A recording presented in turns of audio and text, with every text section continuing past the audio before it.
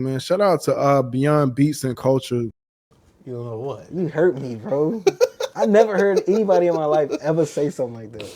You disrespectful. We'll get into it. Oh yeah, we will. What we've been jamming, because I got some things, and I would say maybe it was my mood this weekend because I was just in a bad mood. I feel you. But then I was also like, I didn't listen to it this weekend. I listened to it the week before, so no, it wasn't that. It wasn't that at all. Yeah. I'm just like, have you seen the Pharrell movie yet? You seen it? No, I'm gonna see it tomorrow. You gonna see it tomorrow? I'm gonna see it tomorrow night. Yeah. Dang, I want to talk about it, but I can't see it this weekend because my sister's out of town. But if I go see it the weekend next, we can talk about it on the pod. If you can hold it. If not, you can say your piece and then. No, I'll hold the piece. I'll hold my piece when. I heard some people talk about it a little bit on the big picture. I think they talked about it. I think so. Yeah. Yeah. They talked about it at the end, DJ right? was talking about it. Yeah. I think that's the only person I ever heard speak about it. I've heard, my homie talk about it. He liked it? He said he liked it. Yeah. He said 8 out of 10. I don't want to see it. Yeah, I kept forgetting about it. I buy a freaking Lego piece. I was finna buy it over the weekend when we went to Target. I looked at my girl, I said, could I buy it? She was like, no. I was like, okay. And says, Mommy, Daddy could get a toy too. Hey, he was trying to fend for you. I said, it's not a toy. Relax. But nah. Yeah, because if you see it this weekend, I could see it. No, I'm gonna see it tomorrow. Tomorrow, and I can see it. I'm gonna see it the week after next. All right, cool. Yeah. All right. Yeah, sounds good to I me. might sneak away from the crib and just go see it myself. Hey, go see it on your lunch break, B. Oh, I can't do that. Just take an extra lunch. Hey, I'll be taking an hour, but I'm pretty sure the movie a little long. It's an hour and 33. Dang, maybe I can finesse something. Maybe I could tell my girl I'm at work and then just go to the movies right after the. I might. All right, we're gonna see. I'm gonna This see is a what recorded conversation. Oh snap! Have the evidence. Oh my god! All right. But welcome to another episode of Beyond Beats and Culture. My name is Chase the Dark Sage. I am your host, the cultural commentator, here with the media hip-hop journalist spectator, B. Hey, it's T here, you know what I'm saying? Well, you is nasty.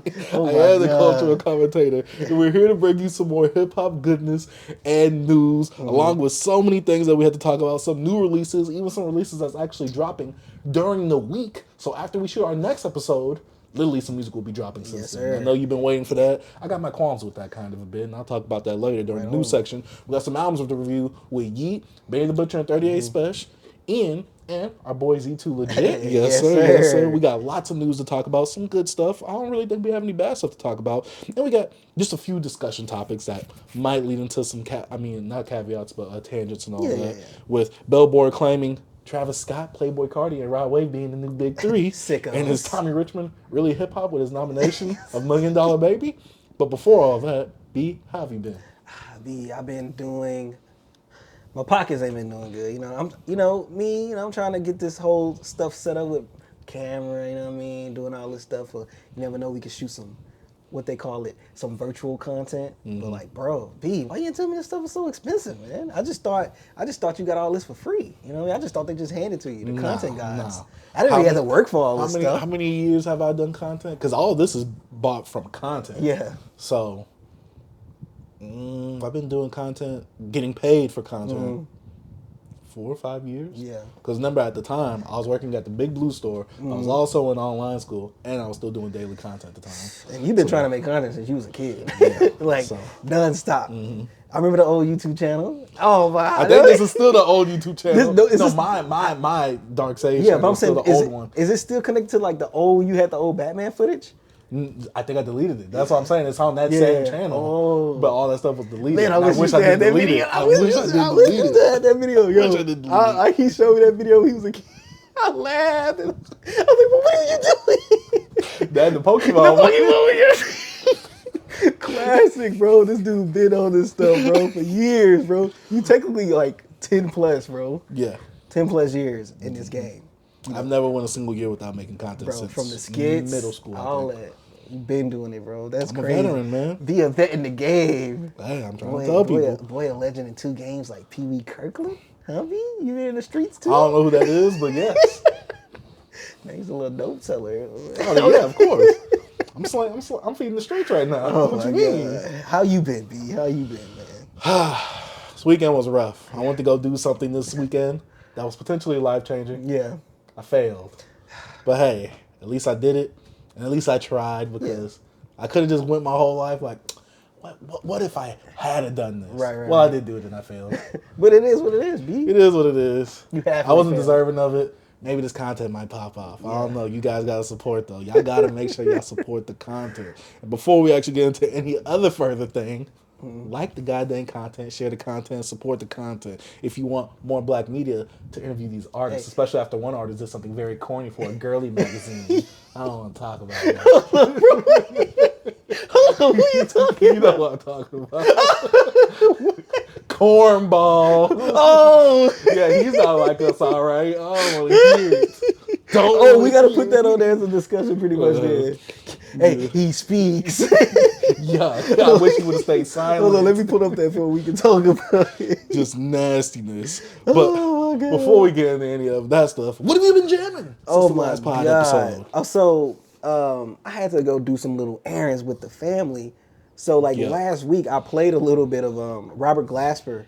If you guys not familiar with his game, he is a jazz musician, producer. I All don't know this. why I was thinking about that guy you said that made that song Pina Colada or whatever. Oh, no, What you talking about last that was Rupert Holmes, I Yeah. think. As soon as you said that, I'm like, you went to go listen to him again? But Robert Glasper is, he's a local boy, not local from here, but he's from Texas, man. He's from Houston, and he works with a lot of people like Erykah Badu, Common, all these people, Black Thought. So he actually has a residency. I don't know why. Residency. A residency. I said it. Yo, I'm bad with words, but also good at them at the same time. It's crazy. But anyways, B, he has a residency at like a jazz venue in New York somewhere, and while he's doing this residency,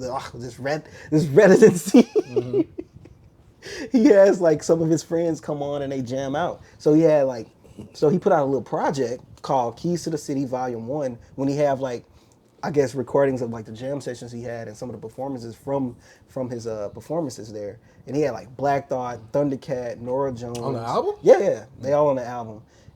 It's some Bilals on here, Yeba, but it's some pretty good stuff on here. You said these are jam sessions. Yeah, it's like, well, their performance is pretty much that people that came up. It's not, I could tell that some of the stuff was like, it's like, let's say Nora Jones, she sings, and the next thing you know, you get like a solo of like some type of instrument playing and whatever. But like, it's some really good stuff on here. Like Nora Jones, she actually did her own rendition of Prototype by Andre 3000, which is really dope. And I was also listening to his radio station. He also got a radio station on Apple. Since he's doing that in New York, he's connected with Apple, and he made a radio station with him. And he was just telling different stories on how like he been knowing Nora Jones since they was in high school. They went to Denton to freaking do a jazz camp, and so. And just his run-ins with her and how she came through and did this performance was pretty good. But man, I really enjoyed this project. Played in the car with my kids. My girl loves some stuff. I love playing like instrumentation, like different type of vocals. Not like Black Thought has a really dope verse on here as well. I don't know, it's just feel good, jazzy, music, B. And I don't know, if it's up to you, if you want to check it out, don't drive and do it because I don't want you to fall asleep maybe because you got to have some bumping, some thumping in there. Your trunk got to rattle, you know what I'm saying? Correct. But if any guys into Robert Glasper, into jazz, I say check out Keys to the City Volume 1 by Robert Glasper. Really good project. Came out, I think, 2 weeks ago? Let's look real fast. Oh, I don't have the date. But yeah, came out this month. It's pretty dope. All right. My first project, before I get into any artist deep dives and discography stuff like that, I want to talk about that Reset project that you put me on by Ovrkast. Yes, sir. I checked it out. I feel like my opinions still really haven't changed on Ovrkast. I'm still not like, just throwing them off. I'm like, yeah, never again. But this project wasn't bad. Yeah. I like this more than the Cast Got Wings thing. But also, for me, this just feels like it exists. It's one of those things where I'm just like, I don't. Is there a place for his music? Yeah, for some. Not me, though. I liked Seamless. I liked Reset. I liked Month in Brooklyn. I liked Story. But just like the Cast Got Wings, I never see myself returning to this. Yeah. It's not bad or anything like that. It's just, It didn't really do anything for It's me. just somehow stuff is some songs for people, some artists are for people, some stuff. Yeah. Is not. Like I said, if he comes up with like a full-fledged project, and I feel like the thing is he really hasn't found his voice yet. He has one. He has a full-fledged Yeah. project? Came out in what, 2021, 2020? Right there. Oh, the Try Again? Yeah. That's the deluxe too. I might have 24 minutes. But it's a regular version. I think that's deluxe. No, I know. The deluxe is 24 minutes? Yeah. That scares me. Because all his projects are like 12 minutes already. Yeah, sure. Because he's heavy production, but he raps on there as well. So I guess my thing is like for that's the me, original one. rapping wise, he does nothing for me. Yeah. Like he doesn't draw me in. Yeah. And I think that's the problem because it's like there's so many voices out here in hip hop. I'm not saying like this got to be his #1 bag or anything like that. But for me to want to listen to your music again, you got to draw me in with something. Yeah, I think he stepped his game up in Reset when it came to rapping. Because to me, if you listen to Try Again, he's on a different like. He's more mellow. He's more in that like not Earl bag, but production wise with Mike and all them because he actually do work with them and stuff. So like he's in that bag. He's in that group. But I feel like on Reset he kind of stepped his game up lyrically. And see, I could see that if you were maybe following him, but because I'm going backwards, I'm just like, Yeah, I understand. like it's not really doing anything for me. Not saying he's a bad artist or anything, Right. but to me he's one of those artists that's just they exist. I'm never gonna be looking out for him. I'll just know that I listen to 2 of his projects, and I will never ever seek out anything again unless we do a review for it on the channel. Right on. But besides that, I don't think he's for me. I'll say that. I got you, B. I understand that. Totally, man. I wouldn't say my next project, but I'd say the next 2 singles I checked out. What about Absol? That joint? I love that joint. You know, I don't listen to singles unless we Hey, review that them all, on the pod. B. See, you ain't reviewing it. I'm just talking about. You didn't listen. You don't want me checking out. I told you before. To Yeah. me, singles is like trailers. Yeah, I feel Pause, but I need the whole thing. Disgusting. But all that, you know what I'm saying? This joint came out this Friday. I played it. I'm like, yo. First play, I'm like, all right. Second play, I'm like, okay. Then third play, it like hit me. I'm like, hey, this VOT right here. And I like Problem being on it. I don't know who the hell Thirsty P is. I don't know if he's on like the hook or whatever. I can't really tell. But Jason Martin cool on there, you know, Problem. And Absol just dope on there. You know, he have his little witty bars, but in a little banger kind of way, you know what I'm saying? I know Absol recently did an interview with DJ Head on Effective Immediately. Yeah, it's not out yet, bro. I'm waiting on it. He said it comes out Monday or Tuesday. I think tomorrow. Because I was looking for it he was today. talking about it on the bigger picture. He kept talking about it and Yeah. tweeted. I'm like, sir, you're on the show. Stop alluding to your other show on this show. Yeah, because Please stop. Because I want to check it out. I always watch any Absol like interview or like freestyle he does. Yeah, or because I anything. definitely wanted to see what this whole Soul Burger thing that we'll talk about later. Yeah, I we'll really talk wanted to see about what that was about, and he explained it. So I'm Yeah, like, Head kind of talked about it on Yeah. the big picture. Yeah. that's what I meant by he Yeah. explained it. But all that's pretty dope. Cool little track. It has me really interested what he's gonna what's the sound and what's the direction for this upcoming album. And what was the other one? 1, 2. What was where is it? Let me Wait, he find put it. out 2 singles? Yeah, he put out one the week before. Yeah, it's called Squeeze 1. Oh, okay. So, Yeah, Queez first 2, whatever. This was pretty cool too, little witty bars rapping. This one, Jeremy thought that he was throwing little shots, Shots of speculations J. of him Cole. throwing shots at Cole, stuff like that. But it was a cool track as One well. thing I do like that they kind of broke down was that Pie from J. Cole's Might Delete Later It used to be Daylight initially track. Daylight and Absol. That's why I kind of felt weird that those two was going back and forth with each other. But then J. Cole had his own verse like at the end. Yeah, I'm Because trying to- when I listened to it, even though I thought that was weird that them going back and forth was a thing, but then J. Cole was in the back. Then I was like, okay, It didn't fit why? to me. Yeah, it didn't fit, but I liked it still as a Yeah. song because I'm just like, all right, J. Cole's with some spitters now. Yeah. Like that's what I need more of. J. Cole. with some Soul spitters. said if he knew J. Cole was getting on there, he would have went harder. Yeah. I'm pretty sure. You know what I'm saying? You know what I mean? Like, why you didn't tell me? Yeah, facts. Because I Yeah, would've- I'm playing around in the Yeah, dojo I would right have now. went in my baggie. Don't play with me, bro. Because then you got people saying, "Oh, Cole did this." Hey, bro, you know if Ab knew, Ab gets busy. Bro. Ab gets busy. I've said it on the podcast before. I think he's the better lyricist than Kendrick. yeah, out of he TDE. thinks. See, me, I'll be like, because I just feel like they in 2 different bags. But I never say Kendrick is better than Ab. I think Kendrick, like I told you, Kendrick is better at making songs and like being accessible.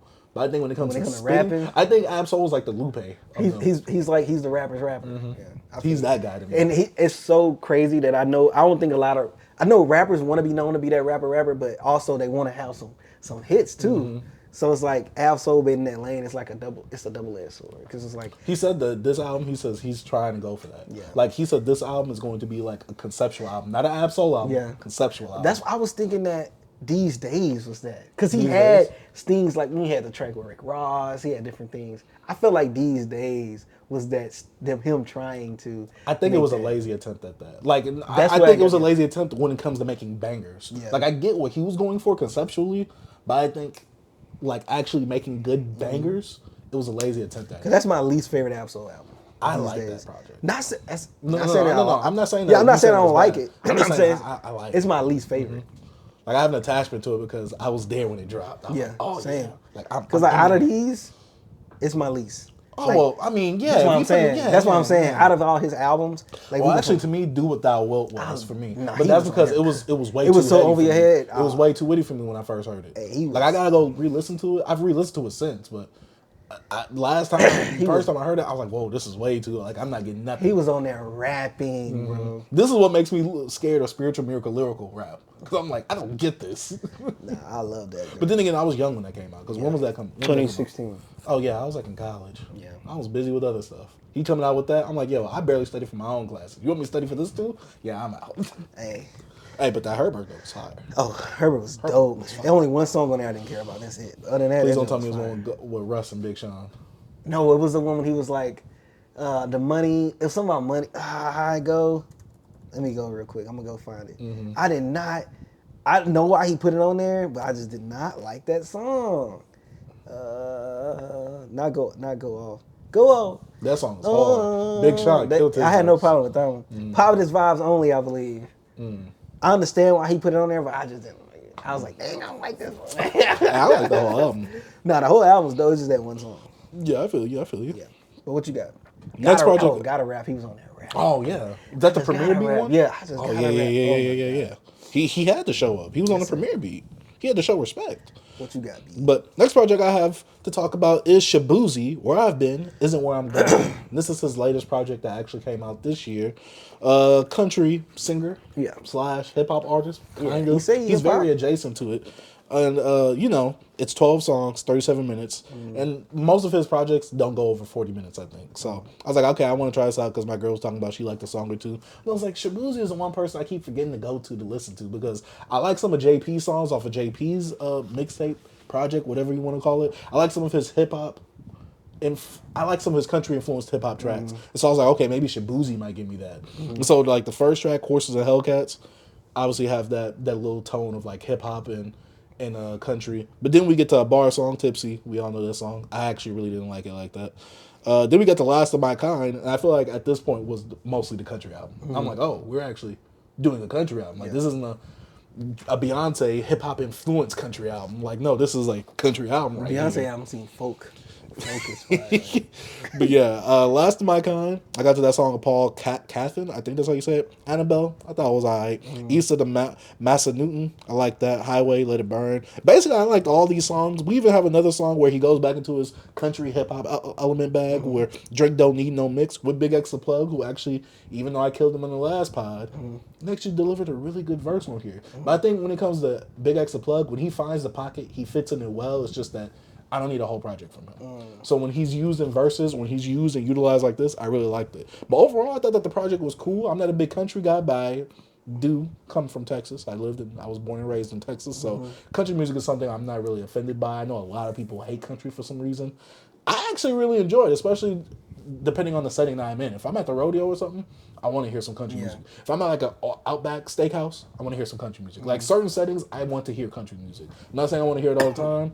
I'm not going out seeking it. But if it's playing, I'm not mad at it. Some country music make me feel like I'm in a movie. Like when you be hearing it, you be like, Some of this stuff, it felt like old Western. Yeah, make you feel like in a movie sometimes. Like you got this chick in the back of the pickup and gotta go, you know what I mean? Be like, oh man, you know what I'm saying? But Riding out the sunset. But when it comes to this album, I'm pretty sure I listened to most of this album just because my coworker, like when I walk in the office in the back, he's playing like nothing but country, and he always played this album as well. So I don't know. It's like but I'm pretty sure I heard most of the majority because he be playing Shaboozey like crazy. How'd you feel about it? Oh no, it's From not what bad. you heard. Oh, yeah, not to bad me at it's all. not bad. I think I gave it like a 3.5, maybe 4. Yeah. But also I'm not a big country advocate, so I can't really tell you, oh yeah, like the country etiquettes of the guitar strings plucked right here. I can't do any of that. Cause like the country that like my grandfather sometimes used to play, he was more into like Johnny Cash and stuff like that. So like all the modern day country music to me is kind of a mix of like all these genres, hip hop a little bit. It feels different. It feels more pop-y. You know, it feels more like, you know, what they call it, like mainstream. It feels like I'm trying to, you know, get a certain audience. So I don't know. It all feels the same to me. It don't sound like country to me. I don't know. Not like how I like the country pop. Yeah. No, I'm saying that's the bag. Yeah, that's the bag it is. You know what I mean? When I was growing up, I liked Toby Keith. R.I.P. to the GOAT. Who's your daddy? Who's your baby? Who's your man? You know Boy, listen to the Elmer Fudd rap. Who's the cowboy? Not Yosemite Sam. That's the type of rap you listening to over there.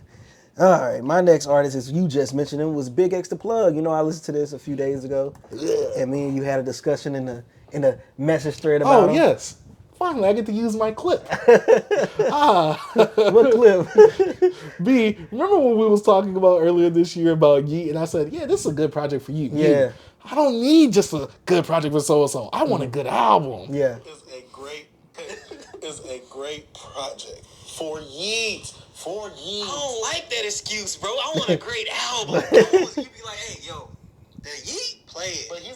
No, go ahead. No. So look, okay, when it comes to Big X the Plug and when it comes to Yeat gets this crazy praise. Like he's just changing the guard. You know what I'm saying? So it's like when you hear a lot of like I've never heard No. Yes. When you hear a lot of like people like glazing people and be like, oh my God, I gotta hear this, and you be like, man, this is whack. That's what I get from Yeat. Big X the Plug is like the rapper that like nobody was like glazing him like, oh, he's changing the game. Yeah. No, Yeat gets this thing. I'm like, okay, when I hear this, I want to hear something that's gonna be crazy. Like, what am I about to hear that's 2093? I'm like, come on, bro. Like, what is this supposed to be? I'm thinking this would be something crazy. Big X the Plug, he's a run-of-the-mill rapper, bro. It's like it's nothing That's crazy. But I'm saying it's nothing to be too. To me, I don't feel like he deserved the criticism you was giving this man. I'm like, bro, come on, bro. What did I say that was wrong, though? Bro, this is a bad album. It is. It's a bad album. I'm like, that album's not bad, B. How many times did you listen to it? I don't have to listen to it multiple times. It's all subjective. I listened to it 2 or 3 times. He only listened to it once. First time, was it bad to you? Was it bad to me? Yeah. Yes. Second time, was it bad to you? It got worse, yes. So why would you have to listen to it again?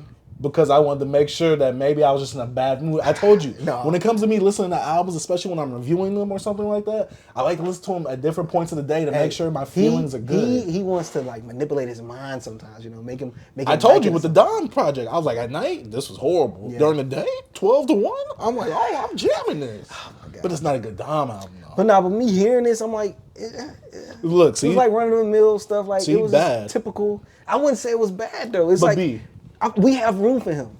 No, I never I'm saying said people that we don't have speak room on for him like how people speaking on Yeat. I was thinking, hearing a Yeat album, like I'm finna hear something that's like insane, just from all the praise I got from all across, like the whole internet sphere, not just Twitter, freaking Instagram, TikTok, all these places. Even before we was making content like 2021, 2022, and I'm like, all right, I heard some of his songs. Yes, he has some songs that's dope. Even on the project we're gonna talk about, but it's like I don't see what people see about it. B. What? That's because we're Unk now. Bro, that don't mean anything. Yes, it does. You like it. Yes. But that's because I am young at heart. You're not. You're old now. Oh, I'm old You now. hit that threshold. But now. it's still younger artists that I like. They just don't make music like this. That's because Yeat is on a different level, but you just can't fathom it with your brain. Oh my God. And That's they all look, it is. and it's still like, it's certain albums from artists like that. Like, even on Ian Project, it's some stuff I'm like, okay, I can see what he was trying to do on here. Like, but I'm like, this is just not for me. And Ian don't get as much hype that Yeat was getting. That's why my stance on that great Because album. Ian isn't as transformative as Yeat. We'll talk about that later. Oh my, transformative. See these words they use for Yeat? Oh my God. Anyways, Big X the Plug, this is about you. And you keep doing your thing, man. I see a lot of people praising your project. They liking your flows. They liking the beat selection. Yes, he did have that same formula when it comes to the. Didn't I tell you the formula? With the soul, I told you the soul formula. sample. So I was right? Yeah, but that don't mean it's bad. If it ain't broke, don't fix it. It's making it work. You know what I mean? Hey, Big X Player, keep doing what you're doing. I think Local for guy, me- keep doing your thing. So you think that he should make 15-song albums again like that? I don't know. I told you on the project. I mean, I told you last episode. If he would have just make that down to like 6 or 7 tracks, perfect. But he independent. You know what I'm saying? He would have, lower a little label with Steve Stout and them. He get some big money around him. I think they're going to switch some stuff up. But I don't know if they're going to throw him. I don't know what's going to happen with him. Because he's not on that level of like Glorilla and stuff like that. You know what I mean? I didn't expect him to be on that. Yeah, so that's what I'm saying. That other album, if he get with a major label, have a big debut, they might switch some I just stuff up. don't. But that's my thing though. I'm also judging it from the basis of I've heard that project before that he came out with. So I'm like, this is the same thing. Like, And I'm not mad at you doing the same thing. It's just like you're not really showing or proving anything different. And yeah, that works for a few songs here and there, but that's not going to work for a whole project for me. Yeah. Because at least we'll talk. And I'll talk about this with another project that we listened to this week as well. And I got some opinions on that. But yeah, Jesus. They probably didn't hear that, but Jesus. Dang, they would have records on me? Facts. You got any other projects? That I checked out? Let me look, B, before you go. I don't think so, bro. My time, man, I be trying to get into stuff. Mostly thing I listen to, like, I didn't listen to nothing full. Just playing different tracks, bro. Remember Safe? This song's, it's like a freaking, remember Safe? From Toronto singer? Oh. He did a song, bro. It sounded like freaking, what's that dude name? Bane? The Bane dude, Cobain or whatever. Kurt Cobain? Nah, the dude, the dude that be like slizzy, glizzy. Oh, Cash Cobain? Cash Cobain. He did a whole song like him. Like somebody, but that's not him. Mm-hmm. I love like, yo, they took his whole sound. I listened to that. That Tory Lanez that dropped. Real Addresses. I love that. Fire. I listened to, all right, last project. I actually have 2 projects, but my last project, I'll talk about it.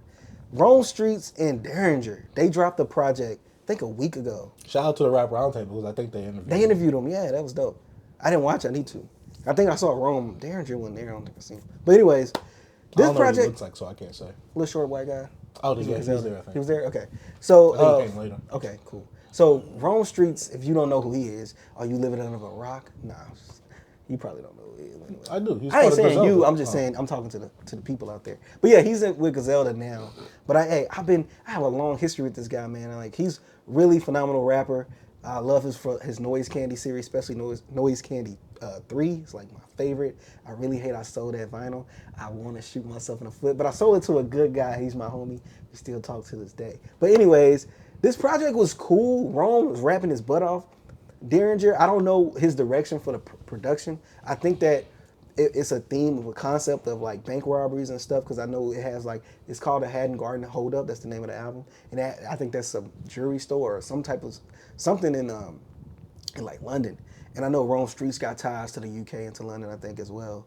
Because I don't know if he lived out there a bit or whatever, but some of the skits have it. Schoolboy Q's on here. You got Mayhem Loran on here. You got Westside Gun. You got Machine, Conway.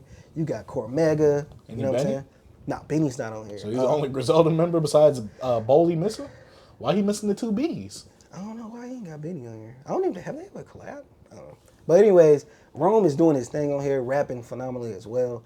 And Derringer, like I said, I was going back to like the production. I don't know if he was trying to have this thing, because some of the production I didn't care for, because it felt very minimalistic. And I don't know if he was trying to paint like this picture of like letting Rome shine over these beats, because some beats he have that's like, whoa, this is dope. But like, I ain't gonna lie, that top half, he kind of gave you like a minimalistic, very minimal, you know what I mean? It wasn't too much going on. That's good or bad, though? It's like, I wouldn't even say it's bad or boring, because I'm focused more on his lyrics in that space. But also it's music. Yeah, but I could be listening to beats that like I'm not into. Like, it kind of compliments him in a way. Yeah, I think that's the only time it works. That's why I think it compliment him, but I have attention on like, yo, this is different. That's why it caught my attention. So that's why I'm like, is it intentional? You know, is it intentional? Like, is he doing this intentionally? So that's why I'm like, it made me think about it. I'm like, I never really be like, dang, why Derringer made a beat like this? Because I'm like, Derringer, you know, he gave us freaking, like, most of freaking Tana Talk 3, all the stuff on freaking, what Machine Gun do and all that. Come on, bro. With them beats with no freaking samples, bro, this dude's insane. All original beats, bro. Like in general or just this? No, I'm talking on what Sheen can do. I'm just saying from his prior, like his older things, like that he done, and I'm like, man, this stands out because it's not doing what Derringer would do. I don't know. It just threw me off. But anyways, overall, I need to go back to this project. I listened to it like 1.5 times. I went back and didn't finish it the second time, but overall, I think it's a good project. It's one of those. It's a standout project this year. I just need to go back to it more. And Top 10 worthy? It could be. You said maybe standout. It could be. I just need to listen to it a little more, man, just to get more fleshed thoughts on it, full-fledged thoughts. But overall, I think it's pretty good. Derringer and Rome Streetz, Haddon Garden Hold Up. Check it out if y'all haven't. Okay. Now, I have a very big curveball compared to that project. One project I listened to this weekend, this is actually my last project I listened to, but this isn't the last one I'm talking about in this section right here. After 7 by Lay Banks. Now, do you know who Lay Banks is? Have you heard that one song? The boyfriend doing and thinking about you. Have you heard that song? It was like really big on TikTok. Oh, this is the chick She's that's on also XXL. she also was she went viral for the She's scaring annoying, bro. Yeah, she's scaring the weird. N-word Yeah. music. You Yeah, get she's what I'm like, saying? yeah, East African chick. Yeah, is that where she's from? This makes a lot of sense with the Yeah, music. she's she was from making. Philly, but I'm saying her, you know, that's what Her people's from. Yeah. She's not FBA. That's why a lot of this non FBA music was coming from. No, but I actually listened to her album recently, and I thought it was gonna be more so of the vein of like some of her viral songs, like that Lady Boner Gone. I thought it was gonna be like some of that stuff, bruh. but no, this was completely different. I was Yeah. like, whoa, like this is like hip hop, pop rap. Yeah. Dance pop, whatever you want to call it. It was more in that vein, and so it was a lot softer than what I was imagining. And I heard the first track on here, I'm like, oh, she about to pull a Doja Cat on me. Where, yeah, I hear this first song, which is her huge single coming off this album. But then the whole album's gonna switch it up for me. She's gonna go on that scaring the N-words music happening. Yeah. But no, it was more so like vibey tracks, and I was like, this is definitely different. And I guess I didn't really tell that based off of her viral songs. Like I said, like. You know, it's just like some of the stuff that she was saying in her viral song. It was just very, I mean, her other song, the one with the boyfriend thing, it's also crude as well. But I'm just like, this is way more vibey and way more like relaxed, chilled, but also like very, it has like that sense of pop to it. Okay. And so I was like, Energetic a little bit, B. yeah, it has a lot of a good amount of energy to it that I just wasn't expecting. Like I said, like I thought this was gonna be scaring the N-words music, and it wasn't. So I was very surprised on that. I enjoyed what I heard. Now, will I return to this? I'm not sure, but I will say that she is a lot different than what I thought she was going to be trajectory wise and like compared to her contemporaries, I guess. So I guess that's what really threw me off because I thought I was going to get a whole bunch of N-words ain't ish. Yeah. Pop that P word. And does she have that here when she does do the raps? Kind of, but it's like I thought that was going to be the whole album and it wasn't. Yeah. So I think I put it up a notch just because of that. But overall, I thought it was just a solid project. I could tell that this is like a sample platter. Yeah. Like I'm getting a taste of like a lot of things, but it's not fully fleshed out or developed yet. So I'm like, I'm wondering if she hones in on this, would it be better? Or like, is she actually going to hone in on this? Or is she going to go a different route with her next project? I'm not sure. I'm not looking forward to a next project or anything like that. But overall, I was very surprised with Lay Banks' After 7. This was something that I've been had on my listen later list that I just never knew when I was going to listen to later, but I had a spare 30 to 40 minutes to listen to and just jammed it. Give me Nickelodeon music type vibes. Yeah. Like, I was a Nickelodeon actor and I put out an album. Yeah. That's what, Yeah, perfect analogy. Yeah. I'm not gonna lie to you. This is perfect analogy. Obviously, she does cuss though, but Yeah. perfect analogy. JoJo Siwa almost. Yeah. I was about to say something wild. I was about to say the nega version, but you know the other way I was about to say the nega version of JoJo Siwa. But yeah, After 7. Yeah. Are you done? I'm done. I ain't got nothing else. Oh, okay. I got some music. So, I also yesterday wanted to listen to Mary J. Blige a bit. I listened to her first album, what's the 411. I also listened to her third album, Share My World. Phenomenal. Yeah. Amazing. Especially that one song on her first album with Casey Haley. Oh my gosh, and Devontae Swing on the production. Yes. But then we got Share My World. Perfect R&B album. Great R&B album. Mary J. Blige's first 3 albums, phenomenal. Perfect. Queen of hip hop and R&B. I love it. I love it, B. I need more of it. I'm afraid to go further in her discography because I know it gets into muddy waters and muddy territory She after get a that. little happy, but, so it kind of. yeah. What's fine. Whoa. I like that. Especially in the beginning. You know I love music, right? No. I really love that. I really like that song right there. But yeah, Share My World, what's the 411? Oh yeah, I was all the way in there. But speaking of Share My World, there's a song on there. I'm not gonna cry no more. So another R&B group in the 90s used that same sample or maybe that same instrumental by the name of Changing Faces. And they have a project called All Day, All Night. Now they're mostly known for their soundtrack work, but one day I was on my Spotify, I was just listening on Spotify, and they came up as my recommended, and that song came on. I thought it was going to be Mary J. Blige singing, but it was them singing. I'm like, And so I was like, all right, let me go check out their album, because I like the song that they doing. And I went through their album All Day, All Night. It was cool. It ain't bad, but I expected more because there wasn't really any trash R&B artists like that. in the 90s. There was really no, like, there was not that many mid projects in the 90s from R&B groups. But this one was kind of midi. Like, it's not bad. It was alright. Like, I gave it a 3 out of 5 stars because I see what they were going for. Some of their songs that really stand out, really shine, but some of their other songs that were weak, I'm just like, eh. And you know that boy Kels, he got his hands in this too. I don't know what else he had his hands in, but man, you know when Kels had his hands in this, and trust me, it was good. And Jay-Z has a feature on this as well. So it's weird that Jay-Z has a feature on this album, on the song that sounds like Not Gonna Cry, but then Nas is on Mary J. Blige's Share My World on that album with the same song, Not Gonna Cry. I'm just saying, I'm speculating right now. I see what they were doing back then in the 90s. Next project I got though, and this is a surprising one for me because it's actually 2 projects. So I have a homie, not a homie, I have a classmate. Let me specify that. I have a classmate who, this weekend there was some trend happening on Twitter where it was like, oh, just because you lose weight doesn't mean your face is going to change either. I saw that. And so he was one of the people that actually posted on that. And I don't know if he went viral on that, but someone I follow liked and retweeted his post. I was like, oh, that's old dude from, my school. I'm not going to say where, who, I don't know about if he wants that information out. And so I was like, oh, that's him. And so I went to go follow him, and I saw that he does music. And I always knew that he could sing. Yeah. Like, he was one of those, like, choir, like, preacher boys. Not preacher boys, but he was one of them choir boys. And so I was like, okay, let me check out his music. Not gonna lie. The Valuable EP and Unavailable EP, while not the best of works I've heard, but from someone I know and that was doing R&B, and I'm a harsh critic on R&B, I enjoyed it. I was like, all right, this is a step in a good direction. One, because these projects are short. They're EPs. He's not putting out full-length albums. Also, I don't really know you like that musically to really be like, let me go ahead and dive into an hour. Heard these short few projects.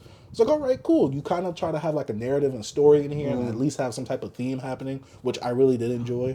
His name is Chris Teague for those. What's who's he remind you of? Like a tank. Like a tank? Closer to a tank. Like, it's not so, like, baggy music. It's like love music.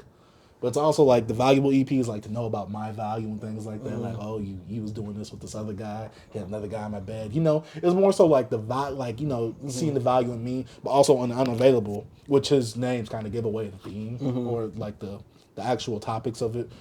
He's unavailable. The beginning is like his mom calling, his dad calling, his grandma calling, his sister calling, his homie calling. And, basically him being unavailable, obviously emotionally and things like that. And so, overall, Unavailable, I gave it like a 2.5 out of 5 stars. I thought it was cool. It was all right. But then I gave Valuable EP a 3.5. I really want to see where he would go with an album. Obviously, I know that he's a bit of an underground artist. And I don't know what the budget is with that type of stuff. So, I'm definitely going to wait for him to, build himself up and grow himself up. I know he just did a music video recently. I haven't watched it, but I think it was like a live performance type of music video. So shout out to Chris Teague, because to see someone from my school, him, see someone from my school, actually doing music and then not sound bad. Like, I'm like, all right. Yeah, because when I see people from school doing music, I'm like, I seen you post this. I just didn't know who that was. Yeah, and I just wanted to share it because I was like, I'm actually going to check out this music to see what it's like. So, shout out to Chris Teague. He's probably looking at this video if he ever does. He's like, who is this guy? Like, he went to school with me. He probably doesn't remember me. I didn't have all the beard. Definitely didn't have this on my head. All that type of stuff. But shout out to Chris Teague. Good to see a classmate actually making some decent music, sounding really soundable. I mean, good sounding at least. And I can't wait to see where it goes. I wonder what your other classmate. You know that where he goes. I gotta find it. Do you want to smoke? Okay, do you want to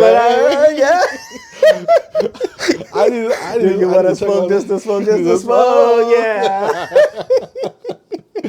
Hey man, shout out to him. I don't know if his name. I know his name. He was a god. He was a god. Right, I don't know his name like musically, so I gotta actually look for it. Bro was ahead of his time, huh? I forgot another project I listened to was Erykah Badu's Baduizm. Oh yeah, I saw you post that classic. Yeah, really good. Of course. 5 out of 5. It's family. You know what I'm saying? 5 out of 5. That project was good. Do you want to smoke? Do you want to smoke? That's that smoke. That's the smoke. Yeah. Bro was making that in the shower music. You just be in the shower just saying stuff. Anything that come in your head, bro. That type of, I like the authenticity right here, bro. He just got on the mic. He just started saying what was on his mind. Hey, B, that was the best session. Hey, I was just saying, bro. I was like, yo, this dude right here, bro. That used to be the funniest stuff ever when you showed me that. Oh, I gotta find it again. yes, bro, you gotta find it so I can die laughing. Yes, bro. I gotta find it again. Oh my god. But let me see. I think that's about it. But now it's time to go into a not necessarily a discography deep dive because this person only has 3 albums. But it's time to see, is Smino really worth listening to? Now, you talked about Love for Rent last episode. Yeah. And I seen that you was praising it. Every time I go on my timeline, whenever something Smino comes up related, someone's always glazing it. I'm like, okay, I'm gonna get into Smino this day.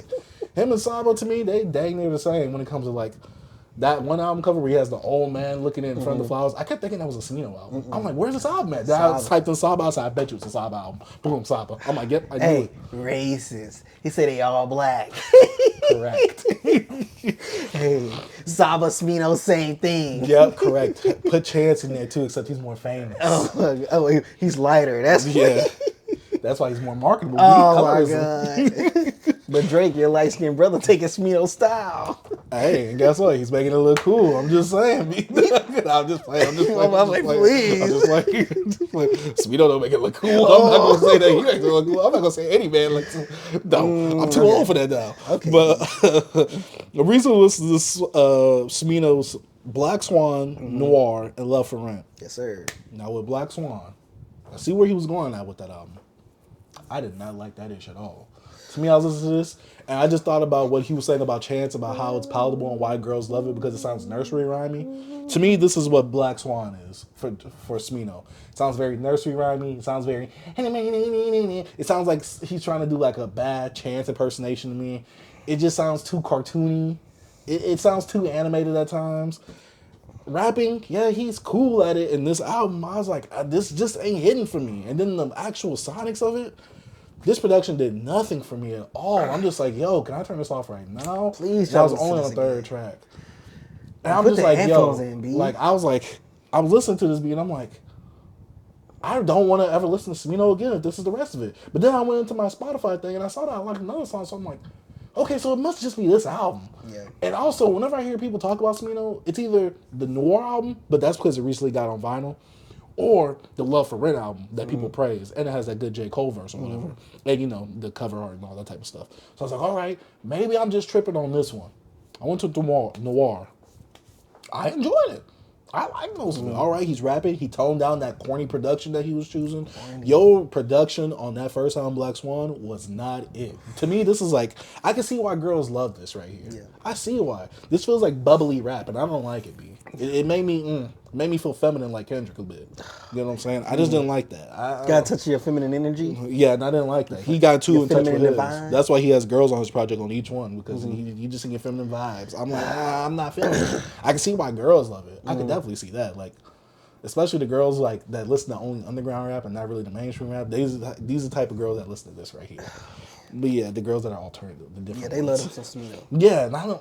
It's funny because you could just tell which girl. Oh yeah, you listen to Smino, don't you? Like it's one of the, like if you listen to Smino, You wear overalls?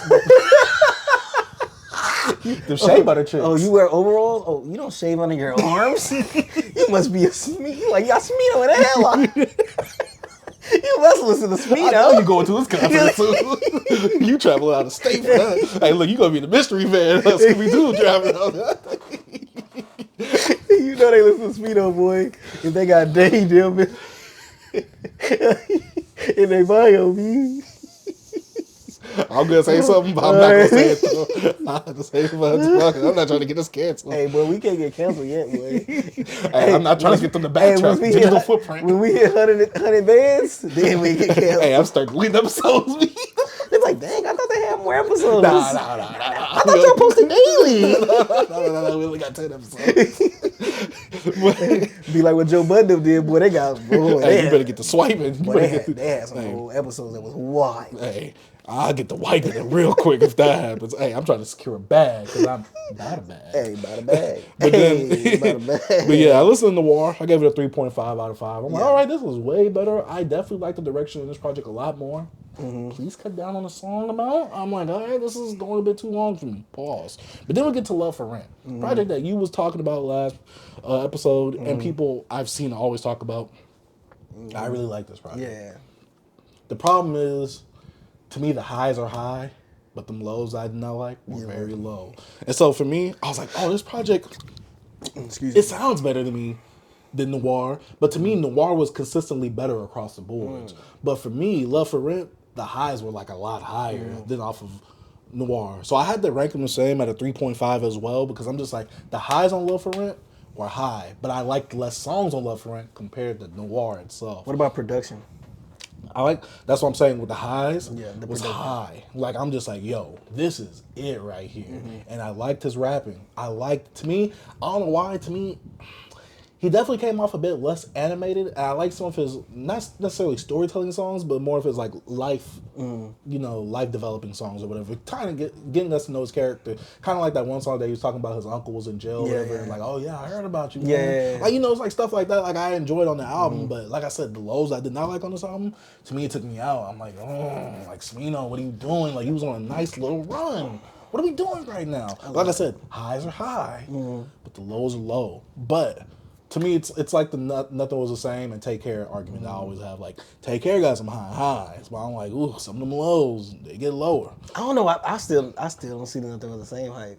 Oh, I do. I still don't like it. I listened to it a few weeks ago. Remember when we talked about it on the pod and I wouldn't listen to it? We got to do an anniversary review or something for that. You'll be solo. You'll be all right. See, but yeah, overall, Smino was an artist that I'm not looking forward to. Yeah. But you think he worth listening to for the audience out there, just to experience?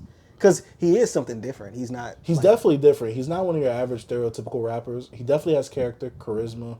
It's just that, to me, it's that production is the biggest barrier. But also the way that he raps as well, the animatedness of his raps can also turn some people off as well. Because some people who actually want to hear some serious raps, or like more so monotone, kind of like a J. Cole, you might not like a Smino. But most of the time, if you like a Smino, you might like J. Cole, but you're going to like Smino more than J. Cole. Yeah. But if you like a J. Cole, and you kind of like it boring, kind of like it a bit more stale, I want to call it, then you might not like a Smino, because he has a lot of character oozing out of his lyrics. But sometimes for me, the animatedness just goes over the board. I like that song. I really like that. That and the Misfits one, whatever it's called. But yeah, overall, Smino is an artist, so I'm just like, like, I feel like I really wasn't missing out on too much with this one. Like, I'm like, it's not bad. I at least want to always try something new.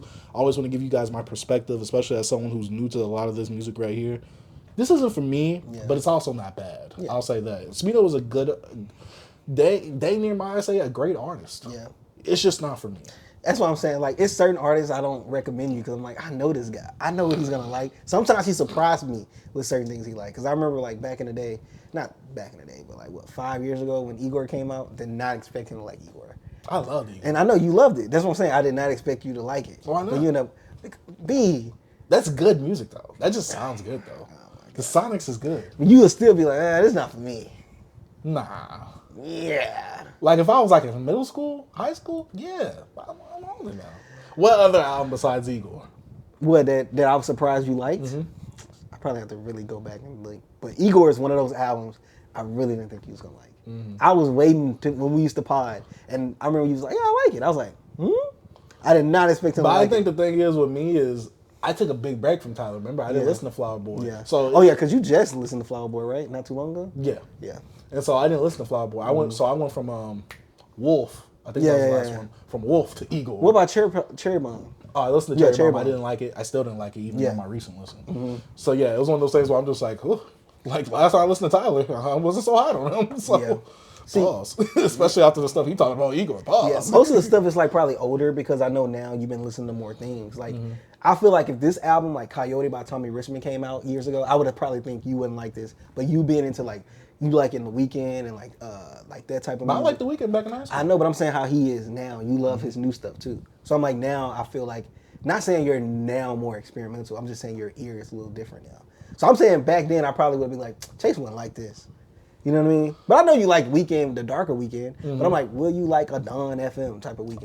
But I'm saying I like how Tori is with the synth pop on Alone at Prom. I'd always liked that pop. I just never seeked it out, sought it out there.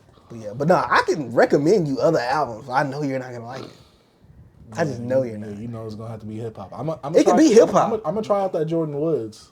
hopefully this week. Yeah, check it out. Check out his album first. You talking about the one where he's just staring? Yeah. Yeah, that's what I was gonna check out. Check that joint out. Because I've seen a lot of people on Twitter hyping that up, and I'm like, all right, don't be hyping something up that can't. Can't hold up, huh? Yeah, because I'm just like, hey, because y'all, Twitter is good for that. You know, Twitter is good for that. I need to listen to this, bro. What was that? Willie the Kid and Vita? Nah, you need to listen to that old project, the one. I have years ago when you showed me. I was like, dang, I did listen to this. Dang, that is the same Willie the Kid. I just totally You forgot. listen to the new one, B. Blinked it up off my head, bro. Yeah.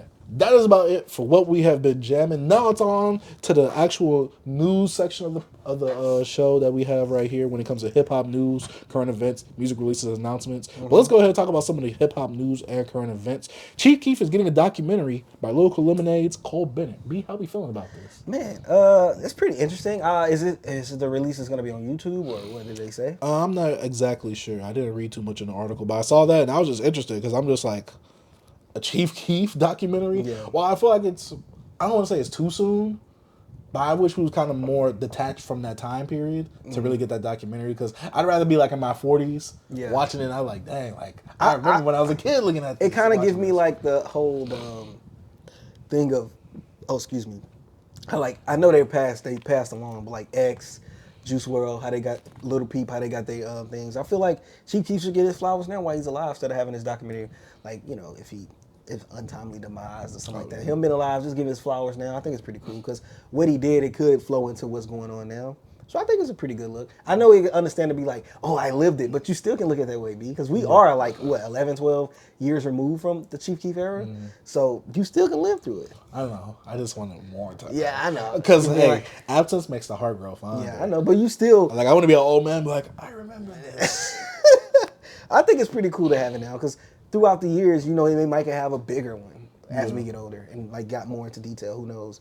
Because I wonder if they're gonna touch on like Kanye West and all that, getting involved into it and everything. But like actually touch on like what Kanye, happened, yeah, or actually like, have Kanye on there. Yeah, off like when Kanye got the song and pew, or having Kanye on there. Who knows what can happen in the future? But I think it's a good look. My only thing is Keon Barris, whatever his name is. He's a weirdo, man. What do you do? He the one that made it like grownish and like grown up-ish or whatever. Grownish? And he did that one blackish or whatever. You didn't like Blackish? I thought Blackish was the one show, black sitcom wise. No, Netflix, that joint? No, on Netflix. No, Blackish is on ABC. Well, it was on ABC. Yeah, that's the one with Anthony Anderson. Yeah. Yeah, he made that. Or are you talking about what's the one he had on? With the Wayne. I mean, not Wayne's, Mike Epps. Nah, he had one with him on it. He had his own Anthony show. Anderson? No, Netflix. I'm talking about Keon Barris. I don't know what show you're talking about then. I like Blackish though. Nah, I can understand if people don't like it, but I think it's the one show that we have that has a positive black role model that's a black sitcom. Yeah, but he put out a show on Netflix that was just, it was horrible. I'm waiting for you to put. Oh my God, what was it called? Black as F. Hashtag Black as Black AF. Oh. Oh my God, that was horrible. No, I'm not. It was like a play on his life. Oh my God. It was I seen the trailer. I mean, not the trailer, the little preview for that on Netflix. I'm like, oh my God. nah, not for me. But yeah. Next piece of news we have is Uncle Luke and the 2 Live crew members get the rights to their music back in court. Love to see it. That's cool, man. This was good for the culture. Do your thing, man. You little nasty heifer. Y'all little nasty little Wasn't boys. he the one that was trying to check Drake about all that stuff, liking that post or whatever? Yeah, man, I don't even. I think that was Uncle him. Luke is nasty. Look at him. So horny. Hey, you didn't like the album cover me? He's the reason for the parental advisory No, on he's the sick. covers. He's a sick man. He's the one that ruined hip hop. Oh my God. He got all our women. Nah, I ain't gonna start that. Let me chill out. Anyways, Uncle Luke, congrats to you, my dude. What, bro? Is he the reason that Tyler Perry, like Rod Wave, can really make it in the game now? No, chill out, bro. Next piece of news we got is Life Jennings is re-releasing his music to own the masters to it. I'm trying to find a link to this. I actually, he deleted it, but Loser. I didn't know, but yeah, Life Jennings he did a redone version of I remember you was talking. Must Be Nice, That was when I watched the music video version. So I guess like he's redoing his music because I think who else did that? Taylor Swift, I think. Yeah, Taylor Swift did it with redid their music or something to get the masters of it, and obviously it doesn't sound as good. But in the music video for the new version of "Must Be Nice," which is "Must Be Nice," AOU. I forgot what the AOU stands for. He actually gets all the people that was in the original music video to reprise their roles in the new music video. So I kind of thought that was cool. But also it's like Life Jennings is trying to make this new resurgence. Him trying to get on Tiny Desk and him being rejected and him kind of like wanting sympathy on social media, and I get some people like, Life Jennings, you don't remember him? I remember Life Jennings, but it's just like he's, to me, I don't want to say like this, he's not big enough for a Tiny Desk. I wouldn't even say that because I wouldn't even say you're not big enough because there's artists on there that's not that big. It's people like that wouldn't use. I feel like I'm pretty sure they're looking at a but cost. I think what's it called? Like a benefit. They're trying to profit on it or whatever. So because look at the bigger ones. They want what they call it. Return on investment. Yeah. So look.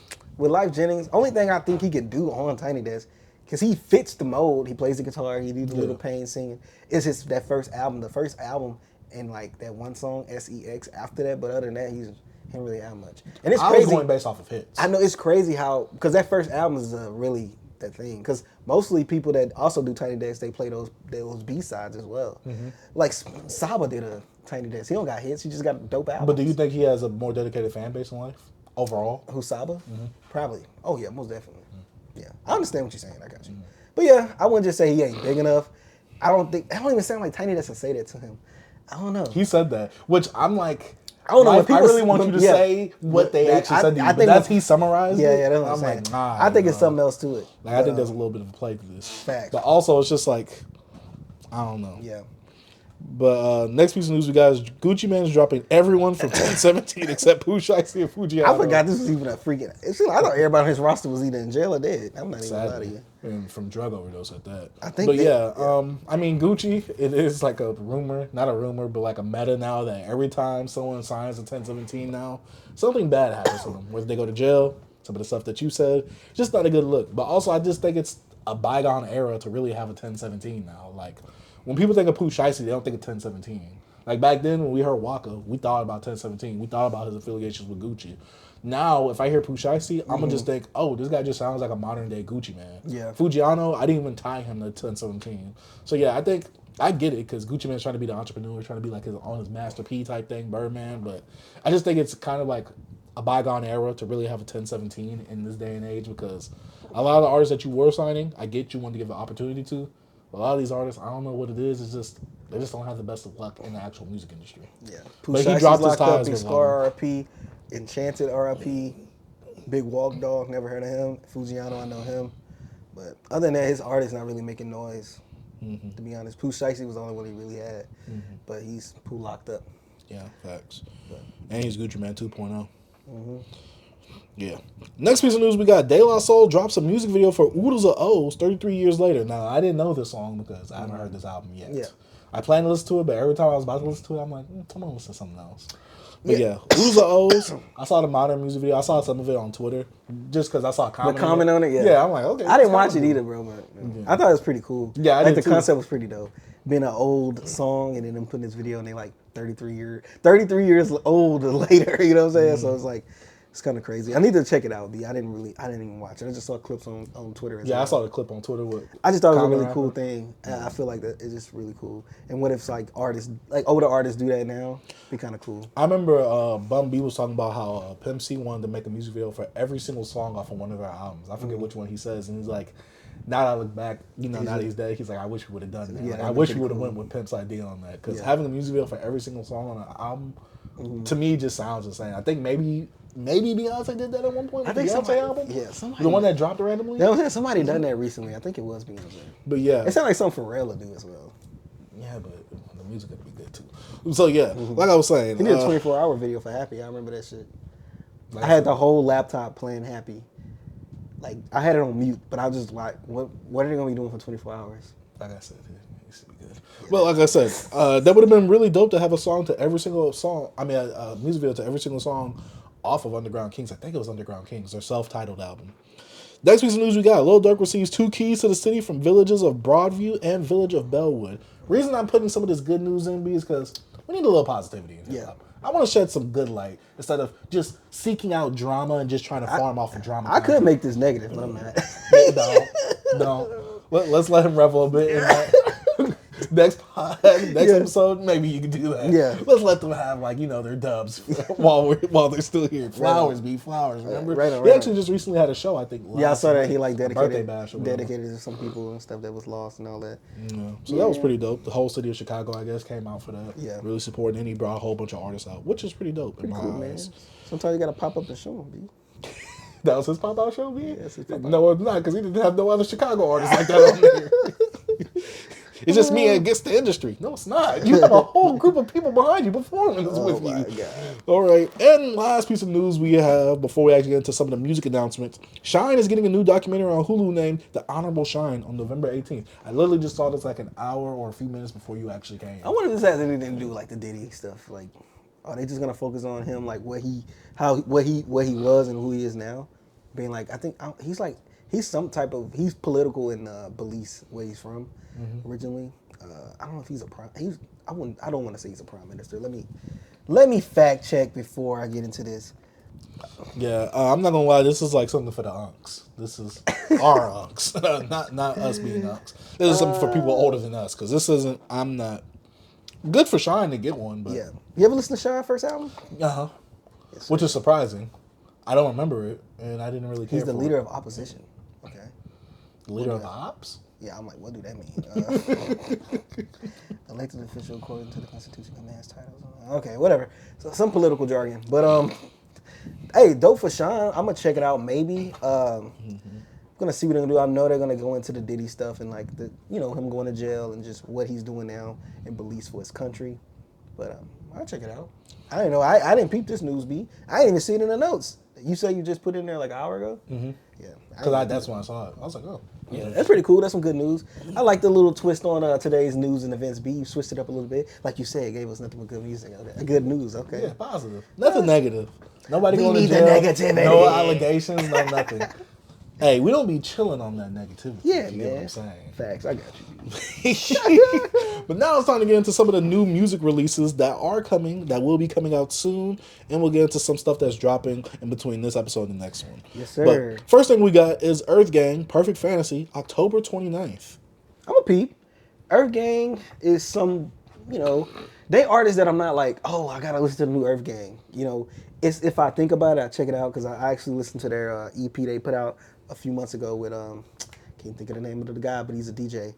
Electronic. It was like electronic little EP. I've seen that. Yeah, I think I talked to y'all It about has it. the snakes or something. Yeah. I think I forgot the name of it. Snake is his name. Something DJ like Snake that. Eyes. I think it's something like that. DJ Snake. It's something like that. I think it is. But it was pretty cool. I don't know if you familiar with Earth Gang, like music. Do you listen to? I know you know who they are, but do you listen to them at all? No, not at all. They don't interest me at all. Yeah, they're like they want. I don't know if they wanted to market them as like the new outcast of like Atlanta, of like but The Dreamville. yeah, but they're not. But what? You said they want to try to market them, but they're not. It's like they're not that, but not saying they're not dope. Like they're really good. You just can't replicate out. Yeah, you just can't. And I'm not just saying they're trying to do, but you know how people will put them. Put that title. Yeah, and they put label them. on It's it. a duo. They from Atlanta. Blah, blah. You got one that's super like very artsy that he also sings and stuff as well. And I think his name is Baloo, one of those. And the other guy, I can't think of his Baloo, name. like from Jungle Book. I think his name like Baloo, bro. I could be wrong. I'm sorry if I'm butchering your name, bro. I'm just gonna stick to Earth Gang. I'm sorry, but Number yeah. 1 and number 2. Yeah, I might check it out. If you want to check it out, we can talk about it on the pod. It's up to you. I mean, it's gonna be a lengthy week next week or this week. Well, technically that will be for next week's, but no, the week after. Yeah, because Which is confusing because this is coming out in the middle of the week. Yeah. Which is going to be a trend because it's the gonna next be on, project. It's on Tuesday. It comes out on Tuesday. When does Tyler come out? Monday. Okay, then yeah, it's Tuesday. Next piece of or piece of music that's dropping. Tyler the Creator, Chromacopia, October 28th. Yeah, you hyped for this? I'm not hyped. I'm actually not hyped. I don't know if you want to discuss some of the snippets of whatever he put out in the music video later or now. Yeah, we can talk about it. We can talk about it now? I'm not really too hyped, but I'm interested. I want to know what he's going to do differently. Be honest, I don't know if this is a hot take. I know we kind of echo kind of some of the same when it comes to like, this don't sound too different from what Tyler does. He steps it's like he gets in his bag. His last project was Call Me If You Get Call Lost Me or Get The Lost. Estate Sale. It was The more. deluxe. It was more him rapping, like more hip hop, but it still had that. To me, that hints of like that Flower signature, Boy, that Igor, signature, that sound signature that sound of Tyler. Yeah. And with this project, it seems like he's going into a new character. Mm-hmm. He created his own word, I guess, because I looked this up and I know it has something to do with color. Oh yeah, because chroma keying is like when you green screen, Mm-hmm. what you do is chroma key is you get the character that's in there, which obviously the whole tint of the actual album color is green. Looks like his outfit's gonna be green, but also because like chroma keying, you're kind of masking, Mm-hmm. which is an editing term for people who don't know. So you got the mask. Yeah, on, you got the saying? mask on, so it's like you could put probably anybody's face on that, or Yeah. you could like put yourself in any type of world, put yourself in a world, or the character that he's using, he's putting himself in this world. Chroma keying, you could impose someone else's identity on yours. It's just so many things that you could go with the chroma keying thing, but now this is called chromacopia, which kind of forms utopia and chroma keying together. Yeah. So maybe this is like his own world that he's keying himself into or Yeah. masking himself into. We're gonna see. I could be diving way too deep into this. I don't know, but that's just my speculation based off of the name. And you saying that when it comes to like the new track he put out today, NOIR, you know, him being paranoid, him speaking on like, you know, him not knowing what's going on, checking like his neighbors, whoever doing whatever to him, like he can't trust anybody. And then in the music video showing how people coming up to him, you know, you have Ayo, I can't think of her last name, Adebo. You talking about the girl? The girl that from was in, the Bear? And, she's from the Bear. She was off of. But she Atlanta. actually came to him in the video. She had a gun. She looked the scary, phone. and then she had a phone, and then she kissed him. Like, you just don't know what's going on with the people I guess you love, the people that's close. You can't trust people. I don't know. And he's running around naked. He's paranoid. You know. Maybe this is like the character of Igor actually getting some clout. I think Igor already had the cloud. Nah, he did. I think this just. You get the saucy Santana clout. I think it's Tyler putting the mask on, kind of going. I feel like this character is just Tyler, like trying to, I guess, mask, I guess, what he's going through. Because like throughout the years, he always mentioned it, how his fans was annoying to him, and like that one, pretentious. yeah, and very pretentious and stuff like Reading that. into things too much that don't and really. And know that's that what like every artist. We could talk about this. We're gonna talk about this some more later with another discussion. But like, it's just, I don't know. Musically, it doesn't sound too different. I feel like it had a little like rock elements. Like I think he sampled like a African band or something like that. But other than that, bro, the chords, the strings, all seem like it's something that you Regular could Tyler. yeah, that you could hear off Igor or something. Like nothing. This doesn't sound crazy. You're gonna hear some samples. You might hear freaking Frank Ocean. Everybody like Frank Ocean. I'm like, Frank Ocean, there's a White Ferrari. He also has a song called White Ferrari, so he's obviously going to be a feature. Yeah, Man, so- shut the F up. yeah, like so. I don't know. I don't think it's nothing like profound or something so crazy. Only thing I'm interested about is like how the project is gonna, how it's gonna not sound, but like what's gonna be the theme. And like really, what really got me going is like, you know, the Monday release. And I know that in the past he talked about how he wants people to really sit with the album like throughout the week and not having, you know, an album releasing on Friday and you just have that weekend and then boop, you're on to your regular life. See, I didn't get that. I gotta give him a little bit of pushback for that because I get what he's saying, but I also wouldn't get that because it's like you still have the whole week to listen to that even after that album drops. So I guess my thing is like you don't have to listen to it that weekend if you don't want to. Like I guess like if you want to be synced with everybody, but also it's like if people really want to listen to the album, they'll stay up and listen to it. I think it's like It's like not everybody, because at that point, if you're talking about, oh yeah, everybody's synced at this time, not everybody's synced at that time either. Because what about the people that work overnight and are sleeping during the day? So I guess my thing is like, there's no like making anyone happy in that. yeah. But I do commend him for wanting to change it up and do it at a different time. It's kind of like the whole thing of like when it used to be New Music Tuesdays, you know what I'm saying? And how everything changed is because I think it used to be Friday like overseas, and then like everything came together on Fridays to be synced. Like everything to be synced as one. But I used to love Tuesdays. I brought this up on the pod before. I don't know me. I just want the album to be released during the week for some reason. Especially to help us out more because we can have more time with the album and we review it the next Monday. Instead of us having to like feed throughout an album. He's effing us up now because he knew that the BBC releases on He actually- Wednesday, but he knew that we also It actually helps film. us out because we get to see, and then the next Monday we can actually have a discussion about the album. That's true, but also he's effing us over because he knows exactly when we record. He knows that he's dropping the album before we record. He know we won't have enough time, and he know that we're gonna record like that. He also helped us out because we can do our first reaction. We can do our first reaction, and then we hit you with the review. You know what I'm saying? B? So he kind of helped us out. I don't know, me. I don't know. He got a point there, right, me? You got a point. So we can do views, and you know what I'm saying? Double up. You know what I'm saying? So I don't know. I think I like it, but I also understand I thought about that as well. That's also could be the same thing. Because like for you can probably listen to music better a lot during the week. Yeah, that's but me, for me, I can listen to music a lot better during the weekend. Because you working and stuff. And me, I'm with my family. It's hard for me to like, I be wanting to listen to stuff, and then my girl like,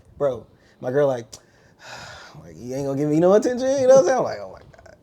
Anyways, but I'm not excited. I'm interested. And what about you, B?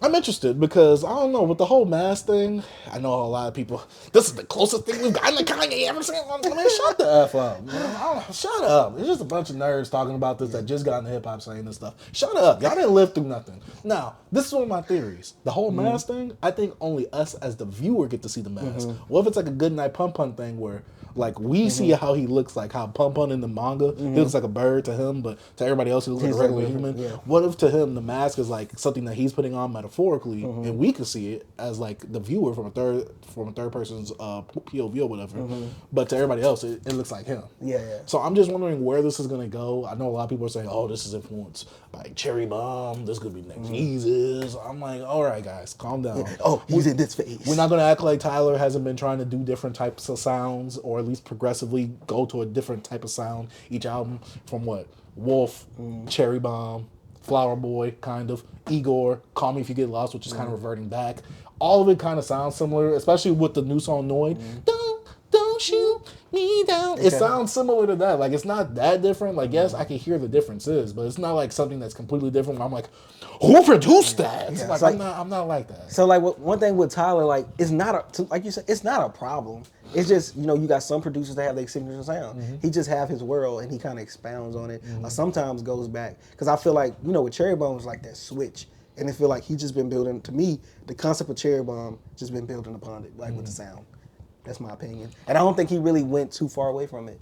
Like you said, it sounds similar. Yeah, for me, Cherry Bomb is something that I really didn't like that. There's some stuff on there I do like, Very but sonically, yeah, I'm just like, ooh, like you. That's why when people say, oh yeah, this is Jesus. No, Cherry Bomb was Jesus. What are you talking about? That's why I'm saying these people that come into hip hop, they don't listen to hip hop before. Oh yeah, this is Jesus. No, Cherry Bomb is Jesus. Go actually listen to Cherry Bomb. Yeah. But yeah, overall, I'm not like super hyped for it, but I am excited to see where Tyler goes, because I have liked his last. Except for Cherry Bomb, I liked all his previous projects. Yeah, Cherry Bomb is like is my least favorite. Yeah, and I think Tyler's one of those artists that we kind of grew up with. So it's like, thanks. Bastard was other times, Goblin was other times, the immature raps and stuff like that. We grew up with that, so it's like, you know, it's not like a thing where we listen to it now and then we go back and be like, oh, he was so immature. We've seen it all. Yeah, we've progressed with it, so it's like, it's nothing like, it's like, oh, like, you know, we're interested in Tyler. But don't get me wrong, Cherry Bomb got some smacks on there, especially Smuckers. Yep, I think you say that. Oh, hey, Lil Wayne. Boy had Wayne and Kanye in their bag on that joint. Back when they both could still rap. Yes, hey, they barely could rap then. That's when they was edging out, B. A little bit. Hey, maybe Tyler sucked their energy. Hey, he's like the Majin Buu. Hey, he absorbed. And he had a good verse from Wayne on Flower Boy. Yeah, he did. Wayne was on there cooking. I'm trying to see if he had Wayne or anything afterwards, but no. Nah, he's Flower Boy was the last thing he was on. Yeah, Wayne was good on that. Yes, but sir. Next project we have is D2X's The Hunger Era, which is an EP coming out on October 29th, same day as Earth Gang. He claims it to be his birthday. Now, D2X, if you guys don't know, is an underground artist, underground hip-hop artist. I think primarily known and galvanized by the people on Twitter. People love him on Twitter. Yeah, man. Yeah, and you know, D2X has been kind of teasing, dropping little hints here. D2X, I'm not gonna lie, you be hyping it a bit too much for me, because you know me, I don't like trailers and stuff like that. So when you just keep teasing and teasing, pause on that. Yeah. But when you keep teasing and teasing, I'm like, yo, this better be some heat. Like, I know you as an artist, you gotta hype your next project up. This better be heat, because I see every time you've glazed it and you hyped it, I'm like, I seen this, like, it's gonna be EP. It has this little comic book theme / little like aura to it. Because I thought that, because I saw the music video. Well, I saw some of it. I didn't see the whole thing. I saw some of the music video. I saw the cover art for his single Fire, and then I saw his little lettering for his promotional picture for the actual EP coming out. I'm like, this feels comic book theme, because that's like the X-Men font. Then you got the cover for that looks like a comic book. And then you got the Hunger Era. Yeah, you got the whole comic book theme happening. I know he said he's inspired by like MF Doom a bit on this right here. I think maybe he said Wu-Tang as well. I'm not sure. I could be wrong on that. But yeah, I'm waiting to see what happens with this. You down to review? Oh, of course. Come on, man. And yeah, we liked his last project. If you haven't seen us review his last project, go ahead check that review out for D2X's Hotel 1105. Yeah, I'm excited to see what this is. I like the promotional art for it and everything. Of course, and like D2X's, bro, he's like he's an extension of like Twitter, hip hop on like off underground on Twitter, hip hop and all this stuff. Like he's a part of the community as well, and he's one of those guys that actually he has that humbling like oh, you retweeted my stuff, or you talking about me? I'm gonna retweet you. I'm gonna interact with you. He actually touches the he touches the people. So that's one thing why we everybody champions him, and like you seem like everybody's on his side. And also, don't get me wrong, he's cool with people. He can rap. You know what I'm saying? If he couldn't rap, you think we wouldn't be showing you this love, bro. So I know he like he said he's getting better, and I really like his singing. Like I supported it because he's a thriving artist. But also, bro, like I'm saying, he was rapping on that Rap Radar freestyle, and I'm like, bro, 616? Yeah, and I'm like, I'm just ready to see what he cooking up on this. Of course, we got to review this, B. You know what I'm saying? Gotta show him some love, bro. Yeah, the young brother. You know. But I really liked his. I really like that single that he put out. That fire. Yeah, I really like that. I didn't watch the music video, but is it just like the little snippet thing? I didn't watch all the music video. Okay. Yeah, I just seen that part. I seen that portion on not YouTube, Twitter. And every time it pops out, I'm like, oh yeah, but I really like the song though. Right on. Like I'm like, all right, you coming to rap, and it feels like very triumphant. Like I wish I would have talked about it and what we've been jamming, but I really don't talk about singles like that. But the song feels very triumphant. Now I don't want to say it's very powerful because I'm pretty sure I gotta see other songs that's on the album. But yeah, overall, I really like the single Fire. And I think he has one feature on here with Chris Patrick. I actually talked about him on the pod before. Yeah, I remember. Yeah, and he's on here. And he actually retweeted and said he's rapping on here as well. He's an up and coming artist as well. Oh, he got another feature too. Asar. Asar. I don't think I ever heard of him or her. We don't know. We'll figure it out. I will say I am nitpicking at that cover, D2X. I wish you either would have put D2X big above you, then the Hunger Era at the bottom, or you would have put the Hunger Era at the top and then D2X at the bottom. The D2X I'm like, because this is how I write my files. That's how you with it. I would have rather D2X be big either right here or down here, and the Hunger Era be either big right here or right here. I don't know why. For me, I'm just like, that's my OCD. I like the cover art. Really I like the cover art, but the lettering is. It's kind of that's cool. Yeah, it looks very like old school 90s-esque comic booky. But maybe he just wanted to show off the city. Yeah. Yeah. That's cool. Which he said he has right Easter there egg in the bottom right. That's supposed to be an Easter egg to his next album, HOD. I forgot the name of it. Okay. But yeah, it's supposed to be an Easter egg to that because this is like, I think he said like one half of it or something like that. Okay, cool. But we gonna peep. But but last project before we actually talk about some of the albums dropping this week, Absol Soul Burger, November 8th. I am hyped for this. Absol said this is not an Absol album. This is a concept album. Supposed to be in dedication to someone named Doughburger, who I think Absol was cool of.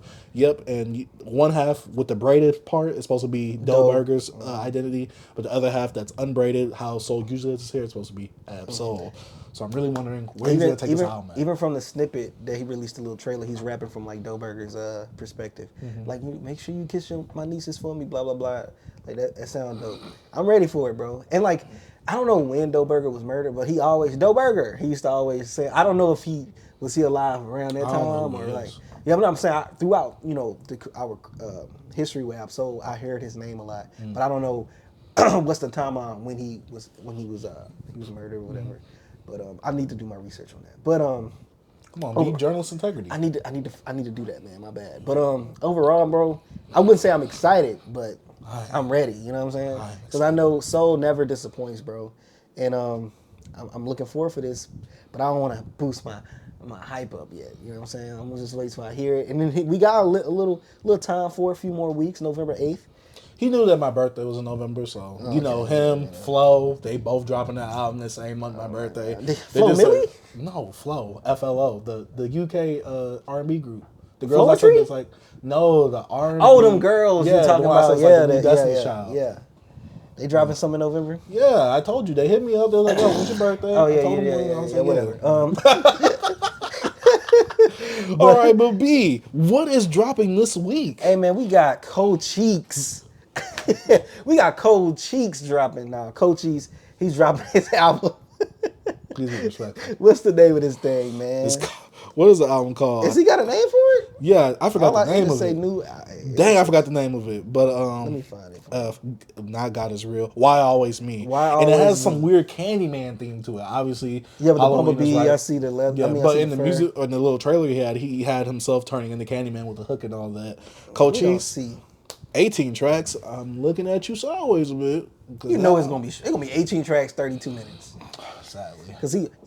I'm still looking at him weird because I hate this trend. I get it because streaming effed everything up. I hate this trend of artists making so many goddamn songs on their albums. It being so short because most of these albums don't either feel fleshed out. They feel like skeletons. They bare bones, or you hear the same track one or two times because you didn't get to fully develop that one track because you're trying to be in there for the streaming data. You're trying to get more streams. You're trying to get playlisted. I'm goddamn tired of this. He's just a baby miniature Carti. Like I great know, value and that's Carti. why I love him. He's like great value Carti. Well, all right, now calm down. That's what he good and gathered because he kind of look clean. Calm down. He's Coach Cheese. he's established himself now. At first, I thought the same thing, but he's established himself. We now. gonna see. I might check And it he out. got the anime references. I really always love the anime references. Nerd alert. Next we got Megan Thee I've Stallion. been talking about her being a nerd. Megan Thee Stallion. Megan Act 2 dropping 10/25. This is a So is this a sequel mixtape? mixtape. Yeah. Album. Sequel album / mixtape to her album that she dropped this year after she got done with her major label deal. This cover Act ass. 2. Well, you know, it's supposed to be a sequel because in the last album cover she was coming out the egg. So she's going through metamorphosis. So she turned into a butterfly. Ass. And you also know B with excuse Jolene, me. who is JoJo's daughter from JoJo's Bizarre Adventure. She got the butterfly tattoo just like her, and she's trying to symbolize It's that like a she's moth. like Jolene. That's not a moth tattoo? That's not a moth wings? Butterfly, it's whatever. Either way, she's trying to get the old. So she's actually really copying our style with Yeah, getting with getting the diamonds behind her. Like Yeah, that's our man, style. That's B. us, bro. Yeah, so Dang. I'm like, what you doing? You want to get a man? taste of the BBC or what, Megan? What? I can't even say. Do you want to come on the BBC? Because that sounds wrong as well. Do you want to come on the BBC, Megan? Do you want to come on the BBC? Hey, I did like. We that not last like project, third though. leg out here. Look. I'll just say I liked her last project. It was very surprising. I'm trying to find the act one. No, it's just Megan. It's the album that I reviewed Oh, this it's year. a Megan Act 2. Yeah. Oh, It's a okay. sequel to that. You Oh, gotta like put the in movie. Megan album. I No. got you. I know you did, bro. Did you watch that movie? Yeah, I liked it. I think I bought it on Blu-ray. I'm not sure. I probably did. Go on, be my bad. But yeah, Megan. I see it. And then that new one is Act 2. So yeah, I can't wait for this. Well, no, I can't wait. I lied right there. I'm so used to saying that because we usually talk about projects that He we know he actually can't want. wait for this new Megan. I am going to keep up with me being on Megan's discography, so I will listen to it. I'll give you guys my thoughts. But yeah, I like the last Megan project. Their review is up on the channel, so go check it out. But yeah, Megan Act 2 dropping 10/25, along with Coach Cheese dropping 10/25. All it is Megan Deluxe. That's all it is. Yeah. That's all it is. That and stuff that you're like, ooh, I got this on my head. And it's literally just every other song that you put out already. You talking about, yeah. That's your favorite type of rap, B. Oh, yeah, sure. But yeah. But that's about it for all new music releases and hip-hop news and current events. But now it's time to go into the music review section. We got 4 albums to review, B. We got Benny and 38 Special, Stabbed and Shot 2, Yeat's Lifestyle, Z2 Legit, Bout a Bag, and Ian's Goodbye Horses. B, which one you want to get into first? But we can get into this Benny first, B. Benny the Butch, Big Butchie, and 38 Spesh. Butch! Tries. So Benny and 38 is coming out with their second installment to the Stab and Shot series. You know what I'm saying? Stab and Shot 1 is pretty cool. Came out in like 2018. I listened to this and had to go back to listen to the other one because I ain't heard it in so long. I should have done that. And I still enjoy that project as well. So I'm going to get your thoughts out first, B, because I know this is your first ever, taste of, I think 30 Spesh on a whole project as well. Yes. And Benny the Butcher together. So what are your thoughts? So my history with Benny the Butcher. We've already reviewed the Benny the Butcher project on here, so go check out Summertime Butch. Nasty name still. Big Butchie. I remember when Talent Talk 3 came out because you was pretty big on that. Yeah. That's when the whole Griselda movement was really doing this thing at that time as well. I listened to Plugs I Met. I love that project. First one, fire. Oh yeah, that first one. I love that project. I love the cover. I love everything about it. I didn't have no problems with it. No qualms or anything like that. It's still my favorite project from Benny to this day. And I like some of the features and some of the collaborations he had with Freddie Gibbs. Freddie Gibbs is one of my favorite rappers of all time. So coming into this project right here, I know a lot of people were disappointed with Benny with his major label debut release. Mixed reviews on that one. Yeah, very, very mixed reviews. A lot of people were disappointed on that one. But then when Summertime Butch came around, people were like, all right, Benny seems like he's coming back. And now with this one, I've seen a lot of the online chatter to be like, okay, Benny is there. Now he's rapping with someone that's on his level. This is my first time really listening to 38 Spesh, like as a artist. I've heard some of his freestyles here and there. I thought that they was good. They was cool. I think the problem is I don't like these two on tracks together. This is my problem with when it comes to this project right here. I'm not going to really go into like specific songs. In fact, I can tell you some of the songs I like because I hate to say it like this, B. It wasn't many. Okay. But out of 16 songs, which is 44 minutes, I liked 1, 2, 3, 4, 5 songs. A lot of this just sounded the same to me. A lot of this was just very similar. Very dope coke rap, drug rap. Can they rap? Yes. I don't really like 38 Spesh as a rapper. And I think for me, because 38 Spesh, for me, held Benny back in a certain degree, to me it held Benny back. And it made me look at Benny in a certain light. Because I'm just like, my problem with 38 Spesh and Benny the Butcher, they both can rap. I'm not going to say that they can rap. Just because you can rap don't mean that you can make a good song. To me, and this is coming from a perspective of, I'm someone who isn't a big fan of either of these two. When I listen to an album, I like to hear some songs. I like to hear some slaps. I like to hear some dope stuff. They got some dope stuff on here. There's some cool stuff on here. This genre of music, and you gotta think, guys, remember, just because this isn't my favorite genre doesn't mean that I also can't talk about or critique it from my perspective, from my point of view.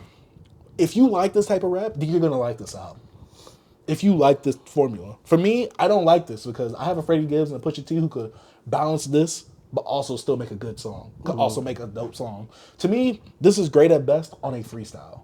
Each of these songs. Because to me, 38 Spesh, I hate to say it like this, I hate the way he raps. Can he rap well? Does he have some dope similes and metaphors and stuff like that? Yeah.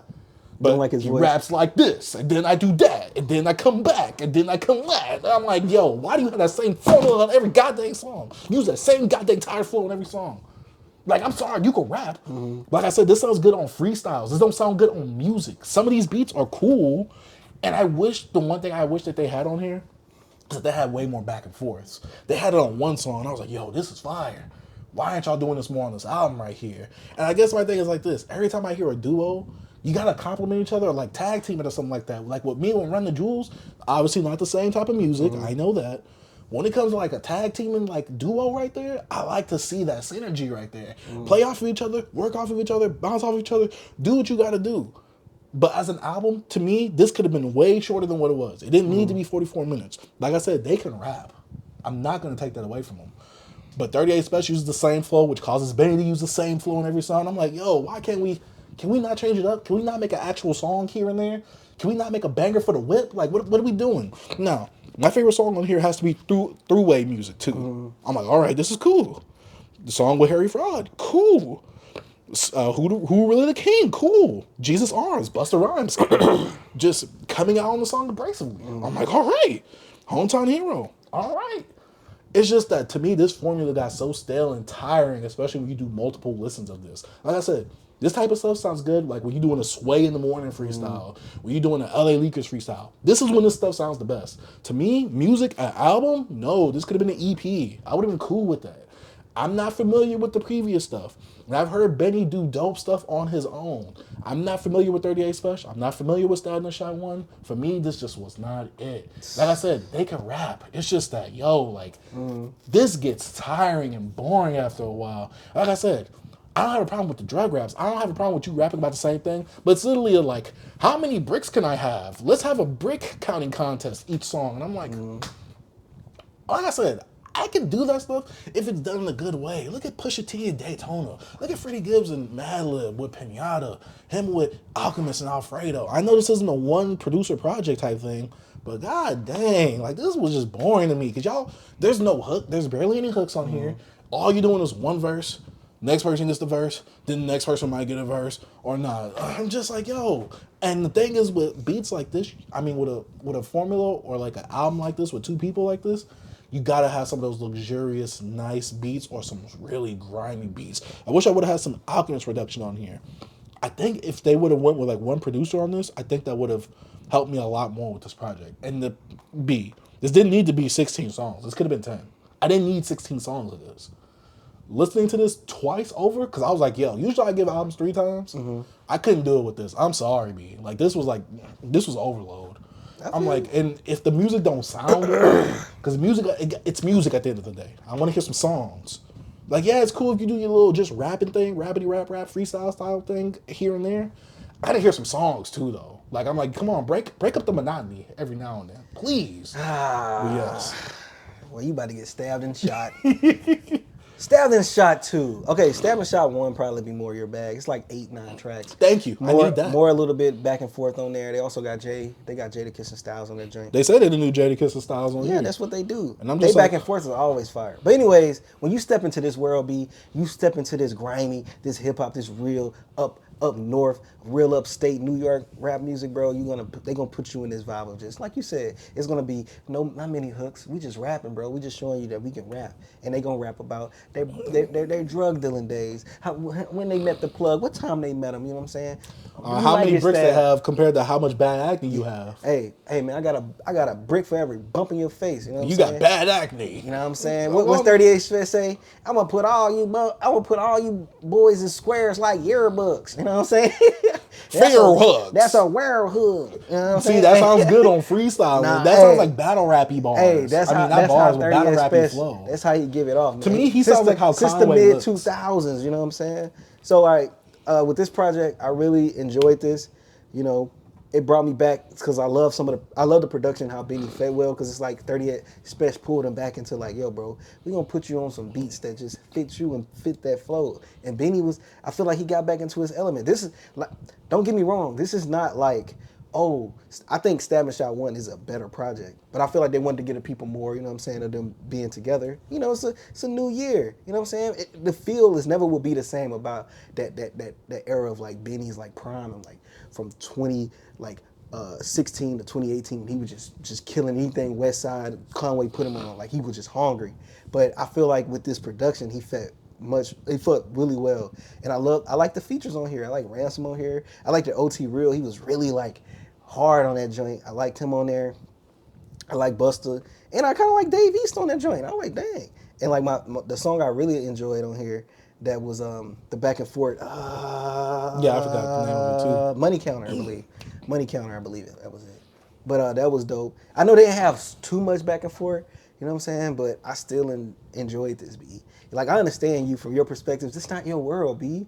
It's not your world, man. Give me the commercialized drug. Like, you know what I'm saying? Give me the Freddie. Like you said, like Freddie Gibbs and Pusha T. But they look grimy. You see how like on you talked about it. The Benny Project we just talked about. The Plugs I Met. The Plugs I Met. You see how he brought like Black Thought. He brought them into his world. It was Rapidy. That's what I'm saying. I like that. That's just what I'm saying. I'm saying like you just bring them to their world. This is their world, B. Also, another thing I had to say, well, to piggyback off of that I said earlier, I said that 38 Spesh hold Benny back. I think Benny shined on this the most, especially with him and his character. But because I kept hearing 38 Spesh, he sounded like he had the same flow in every single song. I'm like, I started listening to Benny's flow. I'm like, you kind of got the same flow in almost every song too. What having the same flow has to do with anything? It just got boring and stale, B. Yeah. It's remember, all subjective. It's all your opinion. I like Pusha T and Freddie, so those are some pretty high bars to get to. Yeah, in terms of drug coke rap, those are pretty high bars. Yeah, but Benny got something for your head. 38 got some stuff too. I told you, Plugs I Met. I love it. I'm saying, but besides Freddie and Gibbs, yeah, he has the match. These guys actually went. Flow. You know, Benny actually got locked up for actually really pushing dope. They actually give you the. They actually. Freddie got locked up too. Parking tickets? Overseas. Oh my God. False. I'm saying these guys give you that real authentic, the feeling of it, bro. Like, come on, Pusha T just rap about what his homie did. Even though it's dope, like it's just what his friend did. He wasn't his whole life, this man been out here talking about coke rap. And he wrote freaking McDonald's freaking theme songs. You just like people to lie. Anyways, I like that real authentic Stab and Shot, you know what I'm saying? B. you just gotta immerse yourself into this world. Like remember I said when I listened to Big Plug X, like you give them like, okay, boom. It is what it is, B. No, that's why I said like. It's like with this but one, that's it why is I said what at it the is. But beginning I'm of like, this, I said if you but like why you this, putting the expectation of like make a banger, like make this? Like No, that's it's not that. them. But I told you, if you like this type of rap, you gonna like this. Yeah, I said that at the beginning. I know, but I I'm said I gave that. I know, disclaimer. but my I said for thing me, is, I said for someone who's not a fan of this style, I'm like, I don't like this. I understand this is not for you, but I'm saying like I don't understand. I the never said it critique. was bad. I said it for me. I kept saying everything to my perspective. I said if you like this is gonna be a good project. I said they both rapping. No, I'm not. I'm not disagreeing with you. I'm saying when it comes to stuff like this, you know the bag is in. And I know you put out your But see, I disclaimers. already told you talk you, about your I didn't disclaimers. come in through no, Standard I'm saying Shot you one. I know you bring up your disclaimers, but you still have to like. He like, oh, this is not for me, but come on, man, they got the same flow. I'm like, okay, then. They like, do. They do. I don't know how else to explain that. Overall, I think this is a really good project. Like I said, if you like this type of rap, you'll like this. Yeah. Me, this sounds like freestyle rap. And like, like I me, can only do so much of that. Like with me, it's like I haven't been into this world in a while, and I really loved how Benny sound on here. I listened to 38 Spesh album that he put out this year. I had to go back to it. Was he using the same phone every This is single song on that 38 album? Spesh, bro. So this is a him. 38 Spesh featuring Benny album now. No, this is them together, but I'm saying this I is don't know, 38 B. Spesh. I like that Plugs I Met be a lot. But I'm saying he brought Benny back into his. This is Benny. So this is 38 Spesh like, yo, you need to come back to the trap house. No, this is Benny and 38 together. This is what they do. Okay. You got Benny solo doing his thing, but you got other artists. You got People say he artists. lost his way when he was doing this thing. you got artists that do. They have their own worlds they in. And Established Shot. This is like what the Benny that people love. Mm-hmm. But remember, B, I also said, because when we reviewed Summertime Butch on here, I enjoyed it. I think I liked it more than you.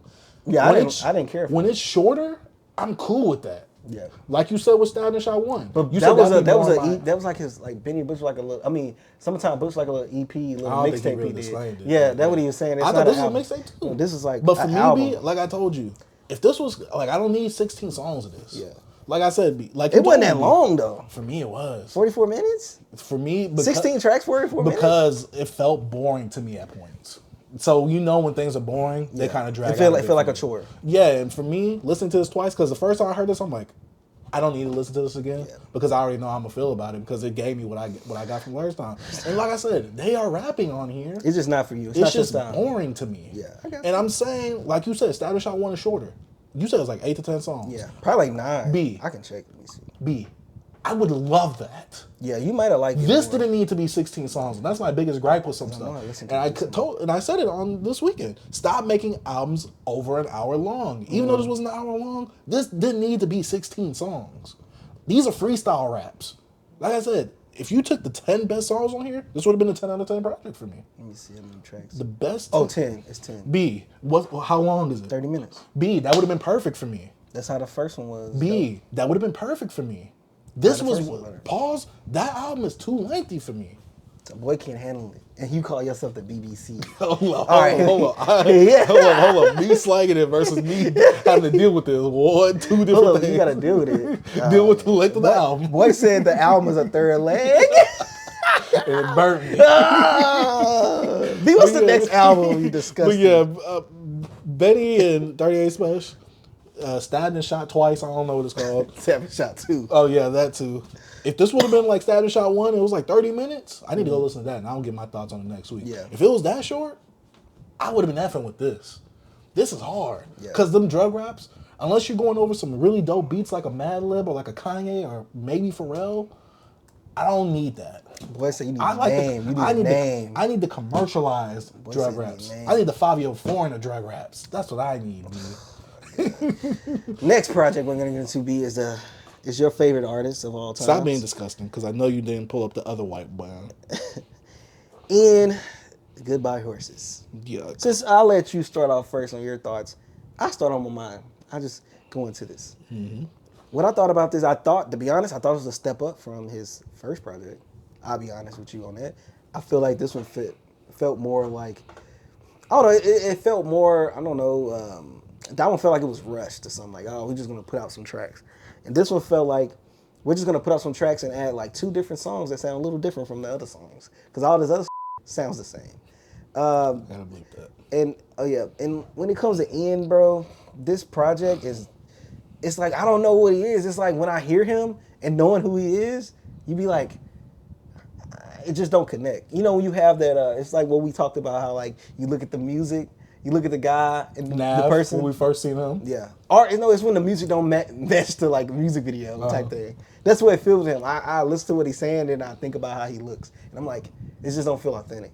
But he's like I said, he's still just the regular. What's going on with these rappers now? You know, he's heavily influenced. He has no identity. Ian doesn't. It's everything you hear, you be like, okay, it sounds like Young Thug or somebody. This sounds like he's doing the List Redemption. Even with the Chief Keef song, I'm like, is this Chief Keef on the hook? No, that's Ian. You know what I'm saying? It's just like taught me something. Then. Yeah. So I don't know. It's just yeah. It ain't nothing. I don't even know if I like the song here. Some pockets he got into, I was like, okay, I think I like this little flow. I like when he went. It was this one song when he was like, I don't shop at Centerville. He don't shop at the store no more. Something. I like the little flow he was doing on that hook. I was like, that's pretty cool. But I ain't really got much to say about this project. But like, My Call was a different sound, and Goodbye Horses was a different sound. But other than that, all this stuff kind of sounds the same. And I will let you take it off here, B, because this was nothing to me. What you got to say about this, B? B, finally, you gonna have to let me cook. Go ahead and cook. Ian. As someone who I've had my qualms with. Yeah. I hate that I have to have my qualms with someone from the same state as me. Yeah. All I want to do is support. But when you do an ish like this, B, I can't support it. I listened to this trash about 2 to 3 times, 13 songs, 33 minutes. Ian, what the F is this? Now, B, this is a step up. Yeah. From his last project. I will give him that. But that's not saying much. It's not much. Being garbage to being trash. Yeah. It's not still trash. Either way, it's still trash. Like, it's still something that you shouldn't be eating out of. Yeah, you get what I'm saying, B? And this project, I liked a few tracks. I liked about 5 tracks out of the 13, which isn't a good batting average. One song he had on here was one of the singles that he had with him and Lil Yachty. Song was cool, but I think he was more in Lil Yachty's world, because Lil Yachty does this thing where he has these feature runs. It's like, I don't know who to call him of this era, but it's like kind of like the Swizz Beatz things that you were saying. Like when Swizz Beatz would give you a song, he'd already be on the hook, or I'd be like, God damn! Yeah. Like Lil Yachty does this thing where he already has these songs and he's just throwing them to people, like, but he's already like put on the song as well as a feature. Like that Hate Me song does not fit anything on this album, which I'm just like, oh, this kind of feels a bit like a breath of fresh air. They didn't even have it on here. They had it as a single. Yeah, they had it as a single on here. So when you play it on the album version on Spotify, it goes to the single version. So you know I had the little autoplay 12-second thing. So it did that, and then it came right back to the album. I'm like, this is disgusting. Yeah, they didn't even do that on here. I had to go and listen to it. Yeah, but yeah, it was one of the songs I liked because it was different compared to everything else. But we got a song like Big Wigs where the same guy, like Ian is rapping exactly like the guy that he's featured with, which I'm like, all right, you changed it up. You said Big Wigs? Yeah, Big Wigs. Right here with that Rain dude. I thought it was called Older. No, Big Wigs. Big Wigs with Ian and Rain. It's called Older on my stuff. What the heck?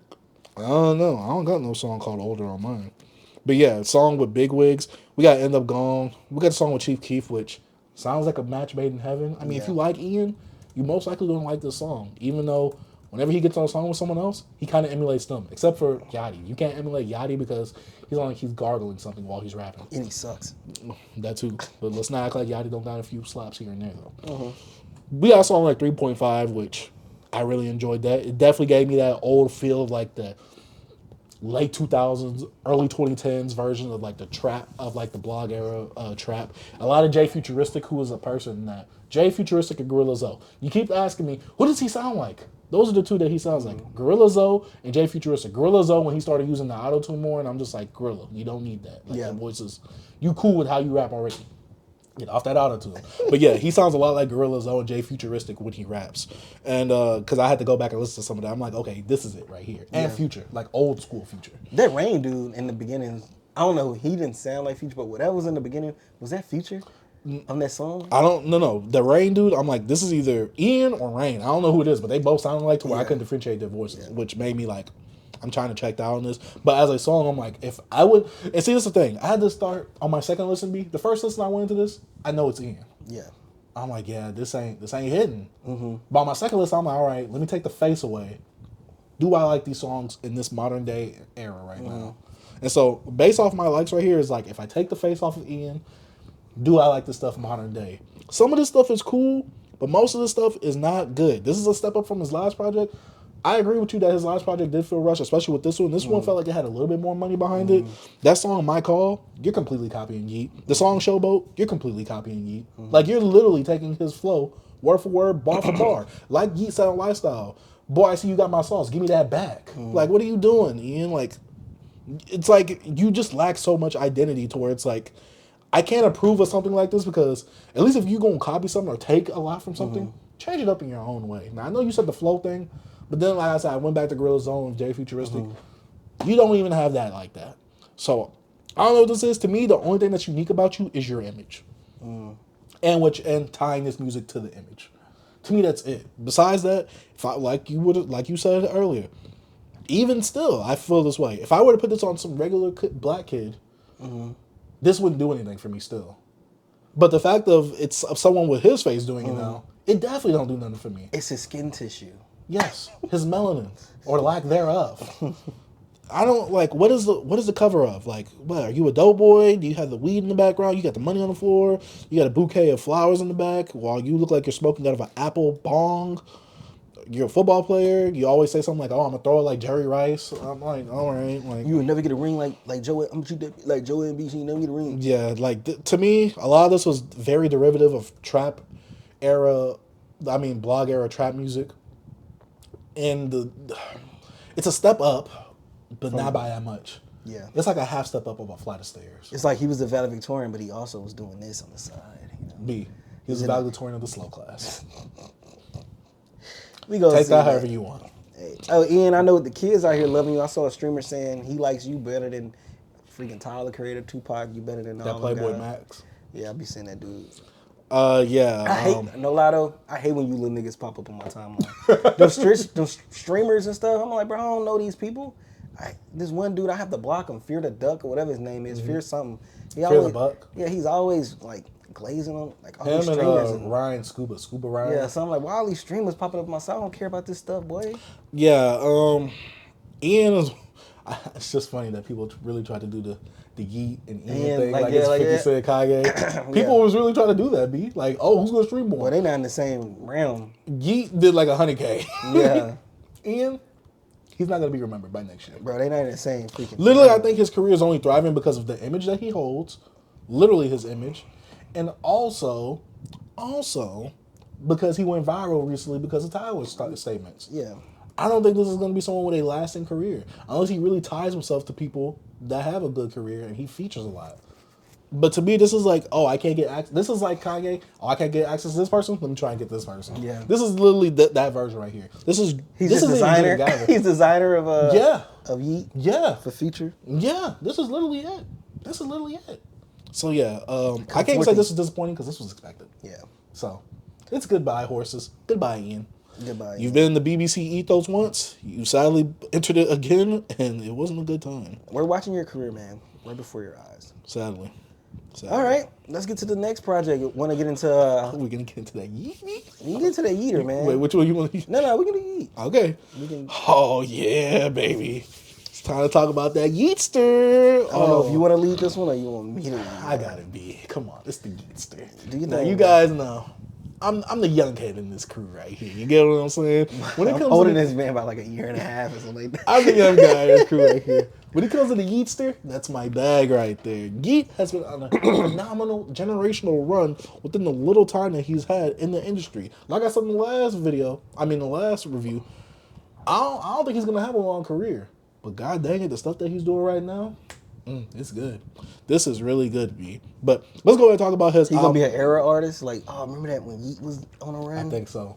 Because to me, it's like, it's getting to that point for me where I'm just like, I'm not necessarily tired of it, but what you gonna do after this?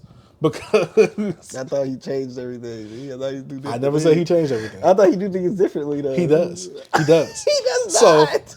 let's talk about the generational run he's been on from 2 Alive, Life, Afterlife, 2093 to Lifestyle. This whole little theme of life that he has going on is giving me life, B. STFU. I think think that's the second song on this album, exactly, which it actually is. Track 2, which was also a hard song. I'm glad that you called that out, B. Oh, man.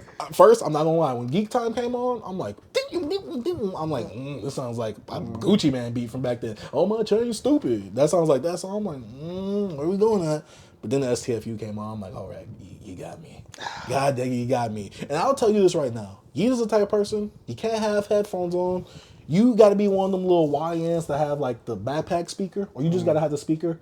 You just gotta blast the Yeat. I bumped this with the headies on when I was at work. You gotta blast this in the car, B, because ooh. Hey, at my job, I drive around a cart all day, and I am just jamming. Oh, this is hard right here. Now, I will say, when it comes to albums, this is Yeat's second album in 2024. I thoroughly enjoyed it because while 2093 did give me something different, like literally 180 different for Yeat, to me, this album is him getting right back into his bag because obviously he's going back with the whole little life theme like he had for, like I said, Life, Afterlife, and this album right here, which I think is like the third, I guess, in the trilogy right here, quadrilogy, whatever number he's going for. I really enjoyed this, especially like as a sequel project, especially with him really expounding upon this whole little life saga that he has in these albums right here. Where to me, it has this cohesive sound to it, but they each sound different. And I don't know where I would rank this in his discography because when it comes to Yeat, you're not going there for the lyrics. You're going there for the vibes. You're going there for the feels. You're going there to feel like you have like a mosh pit, like you just listen to a rock star. To me, I feel like how consistent Yeat has been is how Uzi should have been. Now, I feel like Uzi should have been coming out like this. Pause. Because, man, you can see his influences from Uzi, from a Future, from a Carti. No Young and Thug.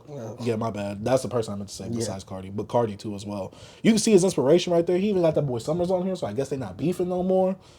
He was on here? Yeah, he was on here. He didn't sound like Summers because he's on that Yeat production. Dirk and Kodak was on here. He was on... right there.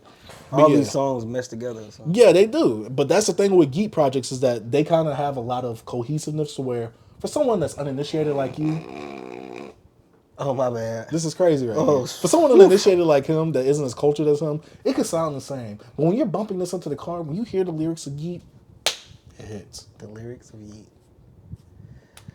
Keep going. You don't have the Tonka B, that's why. You can't hear this because you don't got a Tonka. I got a Tonka. You ain't got the turban on like me either. You can't hear none of this, B. I almost said some racist. Almost said some so racist, bro. But no, for real, he had a nice little run from STFU all the way to Go to Work because Gone for a Minute definitely threw the vibes off. But this is very reminiscent to his album Afterlife, the last one he had in this whole little trilogy that he has of albums. Overall, I think this is a good, if this is a finale, trilogy to his life, I guess, trilogy set of albums. I'm not going to say anything blasphemous like this is like the college dropout or college run from Kanye or anything like that. I'm not going to say anything blasphemous like this. But for someone that's releasing as much output as Yeat is, for someone in this generation right here who got the sound of Whole Lotta Red and really took it to his own lane, I got to say Yeat is doing a good job. He's servicing his fans, servicing that bass right there. Hey, the kids love it. I love this project right here. But like I said, I just don't know where Yeat's going to go after this because this project was way too long. This project was way too long. My problem with Yeat. So it's bloated. Which each project I ever listen to Yeat songs, it's some stuff I like. I'm not even gonna front. It's some stuff I'm like, hey, I go back to sometimes if I think about it. With this project, like I'm saying, like the first half, I'm going, but I'm like, at this point, I'm burnt out. What song did you get burnt out at? Probably. Was it Gone for a Minute? That's the one where it really changes up the song. It had to be around like Forever Again, around this time. So Gone for a Minute. Yeah, it's like around in the middle, pretty much, because it's how many tracks? Yeah. 20, almost 24. Yeah. 22 tracks. And I'm like, come on, man. I remember I tweeted, I'm like, Yeat, face palm. I'm like, you saw my tweet when I said, stop making albums over an hour long. It's just too much, bro. I'm like, why he do this? Because like at this point, streaming.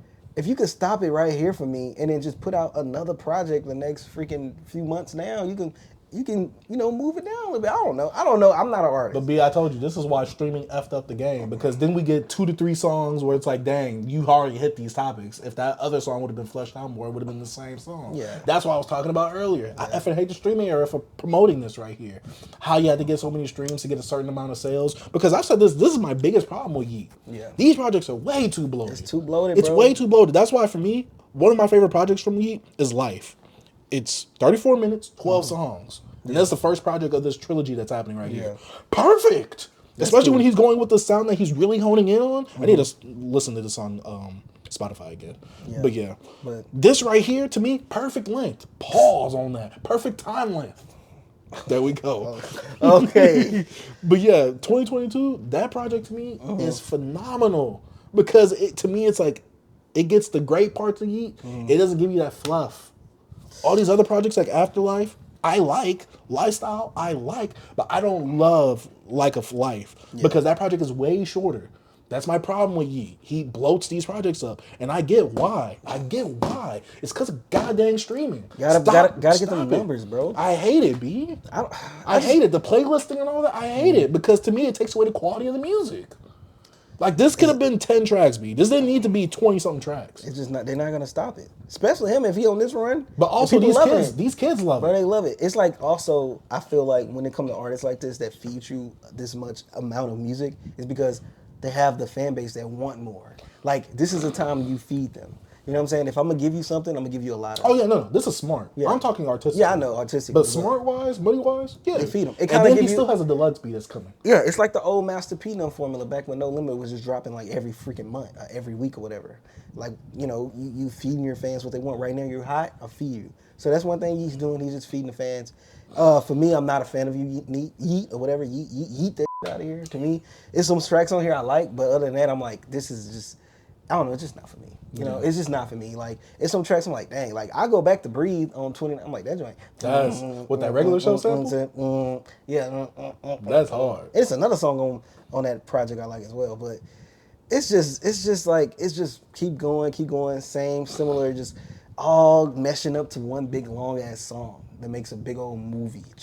An hour and 2 minutes. And I will say this. Crazy. If you are not a fan of Yeat, this will not make you a fan. I kept looking back like, when is this going to be over? And like, I probably would have enjoyed it if it was 12 tracks, because I probably would have liked 7 of them or something. Who knows?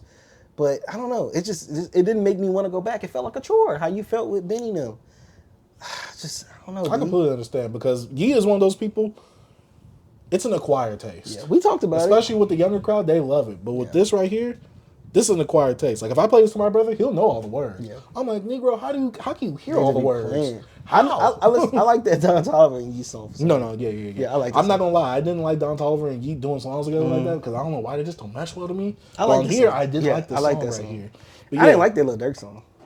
To me, Durk sounds like he's going in the Yeat's realm, and he didn't sit in the pocket right. It didn't feel right. But overall, like I said, like Fate bonus. No, that just should have been the outro track. Like, you're already gonna have a deluxe on here. Yeat, I get it. Money wise, this is a strategic move right here. Yeah. This is great. But for me, as a listener, artistically, especially as an adult who's reviewing this project, the time length is way too long at 1 hour and 2 minutes. My son loves this stuff. I play this for him, bro. He just be like, I want to listen to the cool music. That's what he say, the cool music. I mean, he's right. So when he hear this, when he hear these beats, he just be in it. Mm-hmm. And I don't know. It's so many beats, get you rocking, but it's like, how long could I take? I can't take 20 freaking 2 hour of this, man. Like, man, I almost said something super sus. But like, perspective of a woman, right?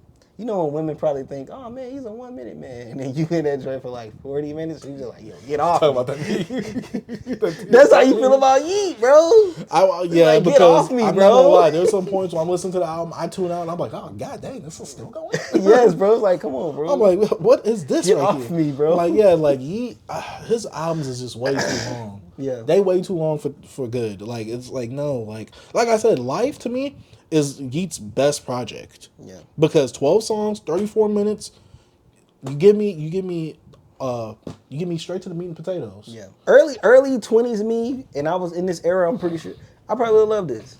But me with a family, working, doing all other stuff, I can't do this. I think back then I wouldn't have liked this. Yeah. I think back then I tolerated more. Because I had more time on my hands. I don't think so, because me, I'm just like, you got to be all like. I listened to so much music back then. Yeah, I would have loved. I would have ate all this up. Yeah, I would have took it all. I mean, I like the project overall, but it's not my favorite Yeat project. Yeah. But if you liked Afterlife, you would like Lifestyle. Yeah. Some people saying he might top 2093 with this.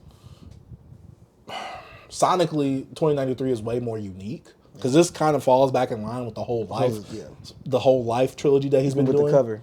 with the cover and just with the sonically. The sound. 2093 to me deviates a lot from what the sound is. Like completely where you're like, this is a Yeat project?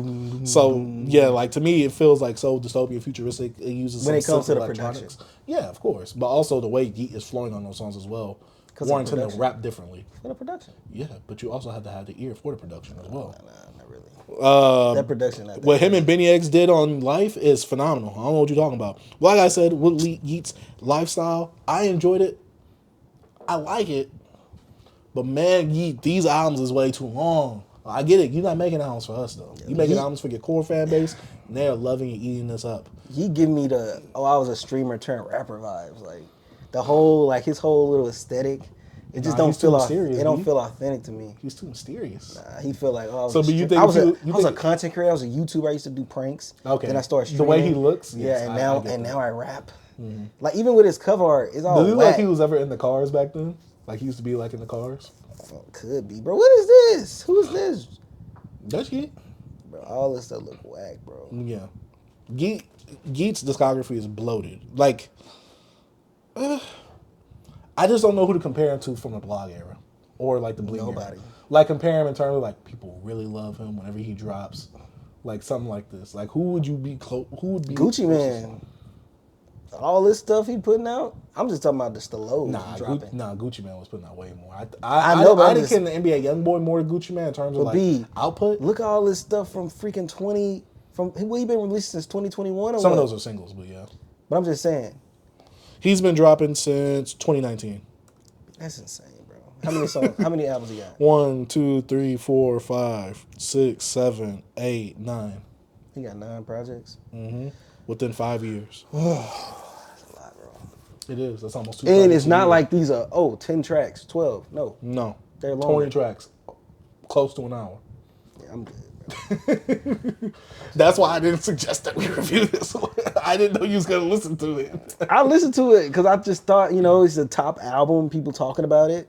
Like, let's discuss it. Let's get it. But yeah, true. But B, he had to take one for the team like I did for the girls' albums. Except I went worse. But I have no problem listening to this stuff, man. I have no problem discussing and talking about it. Yeah, don't expect me to like it, but I'll talk. Oh, I didn't. That's why I didn't recommend it. I'm not old enough to like just. Once I get like 35, I think I'm gonna be like, yeah, I don't want. Because I'm still in I'm 30, so I'm still kind of 28, 29-ish range still. So I haven't hit, when I'm 35, like you're out of the 20s, like mind frame. Because like because you don't have nothing to relate in the last 3-5 years. Like I was 29 this year technically, you know what I'm saying? So I still in that type of, you get what I mean though, right? You gotta push you. Like, yeah, he's old. But I'm just saying like right now, I'm still. How long ago was that again? It's almost the end of the year. Yeah, you still reminiscing on 325? Midlife crisis, baby. No, it's just like when you get like in between, like when you turn 25, you don't think like a teenager no more. Like you're out of that frame. But when you turn 20, you still be like, you still feel like an 18, 19-year-old. No, that's like, I completely agree. Yeah, like me, I still feel like I'm in my late 20s. I know I'm not, but I'm just saying. But once I get like 35, I'm gonna be like super mean, bro. I'm like, I want to hear this shit. Crap. That's why I can start bleeping him. He's like, I don't care. I'm at my job for a long time. Look, I'm 10 years at my job. I don't care. Like, for real, bro. It's just how it is. But, hey, man, if you guys like this, I know the young kids love this, bro.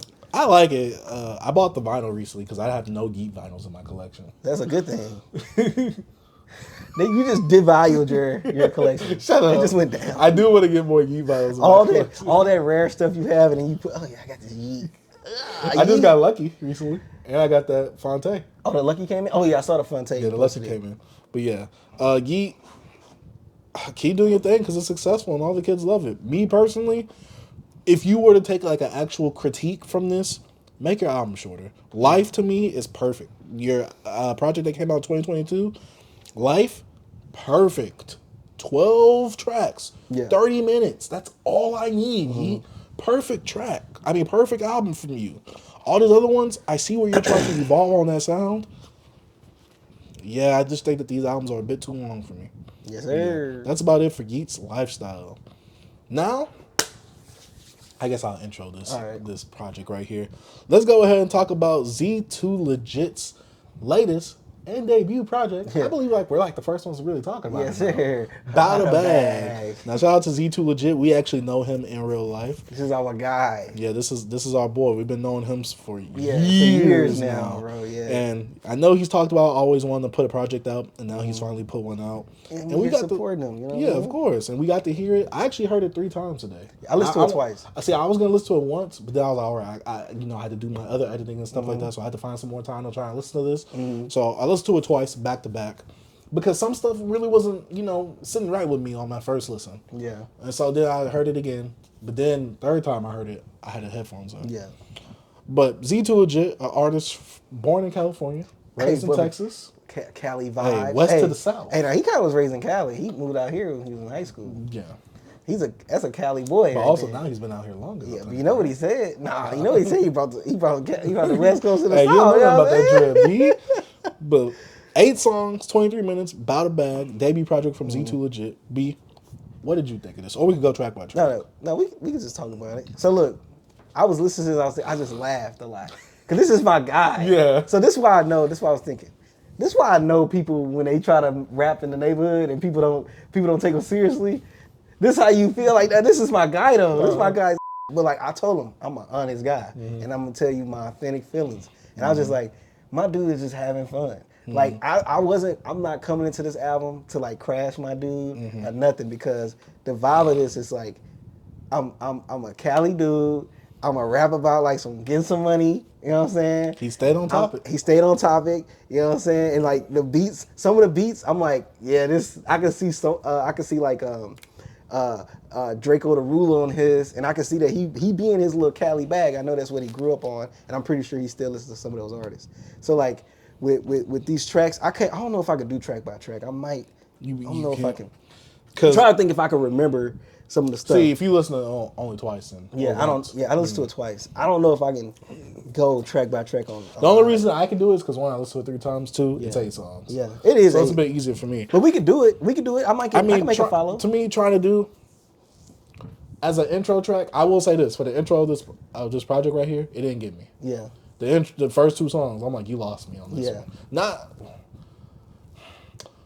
I mean, my biggest problem, and it's not on him, it's really on the person who engineered it. They engineered his vocals too low. Yeah. Like, it sounds like he's kind of whispering on some of these songs compared to the actual beat, because the beat would be way louder. So whoever's the engineer, my critique for you would be, don't just listen to this on whatever speakers you're listening to this to. Listen to this in the car. And don't have your EQ on what you're doing this in at a certain point in the speakers that you're doing it on. You got to do the car test. I'm pretty sure they did, but look, I'll be honest. This is limited budget. Yeah, limited. Yeah. That's why I couldn't come in here critiquing. No, that type of stuff. but I'm saying for future references, though, because you got to get. If he move up, he's gonna get better. Oh yeah, better stuff. You know what I mean? But right now, that's one of the things that stuck out to me the most. Who was the engineering? Like the sound, because be with me. If it don't sound right, I'm like, come on, like I gotta hear the vocals. If the trunk's knocking, I need to hear the vocals too. The vocals gotta knock as well with the trunk. I feel you, bro. So you listen in the car a little bit. Yeah, listen to car and headphones. Headphones just sounds better. Yeah, that's why I listen to headphones. Yeah, car, I'm just like, ooh. I'm like, yeah. But first 2 songs, he got the Cali flow happening. I'm just like, he didn't really get me with the first 2 songs. I guess I didn't like the Cali beats because it's like and me, I used to be a West Coast guy. I'm just not in a West Coast mood right now. That's probably why. Like Nipsey is the last person I listen to West Coast, so I'm just like, when that West Coast is, that's my guy. But then we got West of the South. I'm like, all right. To me, this is when it started picking up a bit. He's still getting the bag, still getting his money. But then we got Don't Switch. I'm like, all right, Don't Switch is my jam. Yeah. Don't Switch is my jam. Which one are you talking about? Don't Switch. Like, cause somebody, I'm like, I wish I had the lyrics. Yeah. You know me. I need the lyrics.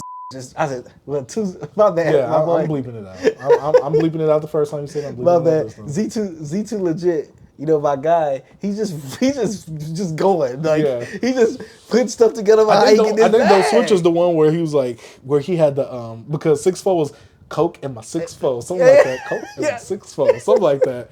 I was I'm thinking, I'm like, what type of drink is that? Bro, like we the same age. So I'm like, what am I not hip on? Like, are you talking about literal Coca-Cola? Or are you talking about like some drink? I'm telling you, dude. this is my guy. I laugh. I'm sorry, bro. Like I just laughed like I know he really laid back. He really chill, and then rapping and stuff. It's like, dang, this is so crazy. And so it sound like, yo, this is hilarious because like he said this and like it just had me dying, bro. And like I really wish. Like, to be honest, I can give my guy a real thorough review. But I'm like, me listening to it, I think I'm just too close. I'm too close. And I just was like, dang, this is right here. This is just so funny. But I'm down with the vibes, you know what I'm saying? I mean, for me, yeah. I'm laughing about it now. Yeah. But I'm listening to it. I'm actually listening to it because he wanted my feedback on it. And I'm like, okay, I'm gonna try to listen to it my best. Like, obviously, I'm gonna be lighter on this because this is an underground artist. Yeah. He doesn't have like a big budget behind him, so I'm not. Hey, my guy got a like. Yeah. Well, I'm gonna bleep that out too. I'm not gonna say that. Shit, you might be trying to uphold the image. You never know. But to be real, like I was trying to listen for critiques, but obviously I'm not gonna grade it as harsh as like I kept telling my girl, I'm not gonna grade this like on the level of a Big Sean where I'm like, yo, you need to stop rapping. Like I'm not gonna say that. I'm like, all right, you can improve here, you need to improve here, yada yada, woo. But I did like Don't Switch. I like the way. Obviously, he does have some ways to go. This is his first project. Of course. He needs to. I think you need to get to catch your hooks. Some hooks you did give me though, like the Big Bag. You got me. I'm not gonna lie though. Z2 legit. The other guy you had on the track, he don't need to rap. I think one of them was his. You can bleep this out too. One of them was his. Oh, I think so. Yeah. He wasn't. He sounded to me like he was used to this. Yeah. Because I'm just it is, bro. Like. Oh, okay, because I'm just like, the second person on Big Bag, I'm sorry, but it's like the a few months ago, we had, last month, we had conversations about some of the tracks on here before it came out. So you can hear it too. Yeah. And he said he old head. So. I would just say, like, I'm not trying to be mean. That was very mean of me. But I will say, I am being honest because, like I said, I heard this 3 times. Yeah. So I heard that verse 3 times. Yeah. B. To me, on that Big Bag, he's doing a little whisper hook. I'm like, all right, Z2 legit's getting in his bag right now. Yeah.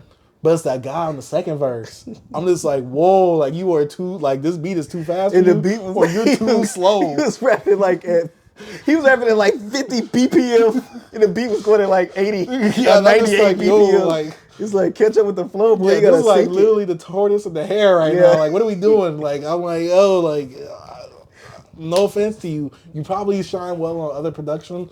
This is not production you need to be on because the way Z2 legit was on the hook, the verse, and I get it, that's your people's, that's your guy. I don't know who exactly it is. It might be who you said it is. I don't know. I'm not gonna put that on him because I don't want to put that on his jacket and it's not him. Yeah. I know you care about him. I would just say like we got to be real about who's getting in that studio on that mic on these features because that one just was not it. That was like I heard that and I'm just like, what the F is happening, dog? I laughed through that whole that his verse. I'm like, oh man, it was bad, wasn't it? It was bad, bro. Like this isn't like no Hit Boy Big Hit situation. Like this beat was not tailored around you. Dog. You need to do this. It was totally wrong. I'm not trying to be mean. Like, it's like you grab his vocals and slap it on any beat. It's like, no, bro. Because Z comes like if you would have screwed this beat and did a screwed version of it and put his vocals at the end. Because he was rapping like his vocals were screwed and the beat was just going regular. So like Z2, my guy, he's on his beat. He's rapping his flow, how his flow is. Like it meshed well. Like you know the vibe that he wants. And I'm like, this just didn't hit the vibe. No, it didn't. It threw off the whole vibe. It's like he wasn't even from the region. It's like you and your homies, y'all at the club with the girls, hotties. Then this guy comes belligerent drunk. Where the H-words at? Like, I'm just like, no, you throwing the vibe off right now. Bro, he threw the whole vibe off, bro. And if we want to get to my favorite hook, if we want to go to the next track, back to the bank. He's gonna wake up in the bank. It's like he wake up in the back of the bank. Yeah. Oh, my man, me, I popped your fingers. But bro, that's snap. I still snap. I'm old too. Bro said, I'm going to get to the bank. What he said? I'm getting the money like I fell asleep in the bank. And I woke up in the back of the bank. I'm like, I'm not gonna lie. I like that. It got me. I like that hook though. I'm like, all right, this got some personality. Yeah, that was it. One thing about it, like he's gonna get better. Like the more you do your craft, you're gonna get better, bro. Like, yes, we know this is probably not gonna be your best work, but this is your baby. This is your first piece of work. And I know you're getting better. And it's just so fun, like actually to see your friends and stuff do something like this. Like I'm not gonna come in here and just go No, crazy. I'm not. You know what I'm saying? But I was- am going to be Yeah, be that's like constructive, more constructive criticism. Yeah. But like, it was so much fun. I will agree. I don't know if it's because I know you or I love this type of music. I love like Cali stuff. Like I never take it too seriously because they be having some witty, funny bars, and he comes from that essence, and that was just so funny to me. It was so much fun listening to this, bro. Man, but the dog. Yeah, Like oh boy, for on me, that big bag. Yeah, big bag. Yeah. Like I said, Z2 legit. Yeah. He had the flow. Oh, everything. He had the hook. Yeah. That second guy, he just threw it all out. He effed it up. He effed it up. I'm like, what are we doing Yes, right now? bro. But yeah, overall, project wasn't bad. It was straight cool. You obviously have a lot of room for growth and improvement, and I want to see his beat selection process because some beats I'm just like, but that's a personal thing because I don't know where he's getting his beats from necessarily. Yeah. But I'm just like, Yeah. like I don't know. I'm just like some beats didn't really get me, especially the Cali sounding ones. The first two. At the I love beginning. those. I love trying to do that. That's probably my favorite song. They didn't get me like that. Yeah. Like the first track, it got me the first time. Second time I listened to the project, it didn't get me. Third time I listened to it, I'm like, all right, it got me again.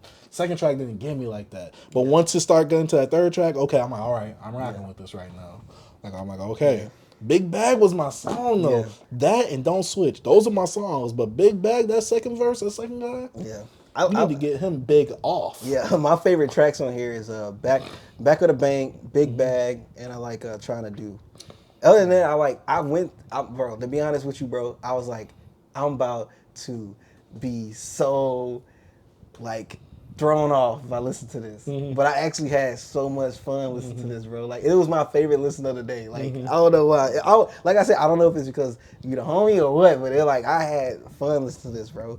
And like seeing you and hearing you in this element kind of like brought some joy to me. You know what I'm saying? Because like we know him and him being in this, have this other like. I'll say this: I've never heard him this hype. You know what I'm saying? Because he's so chill, Yeah. and I like, man, I like this, man.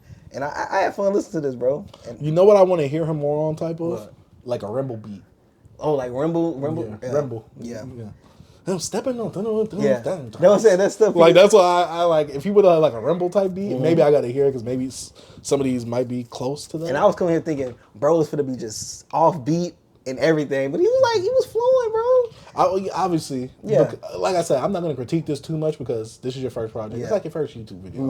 I'm not going to critique this too much. I'm going to give the constructive criticism, like stuff I could spot. Right. I'm not going to tell you stuff about like, oh yeah, your video quality is messed Yeah. up. Like it's like, no, because that stuff is going to upgrade over time. Like obviously, like I said, the engineer, whoever was engineering this, because obviously that's not your job. Yeah.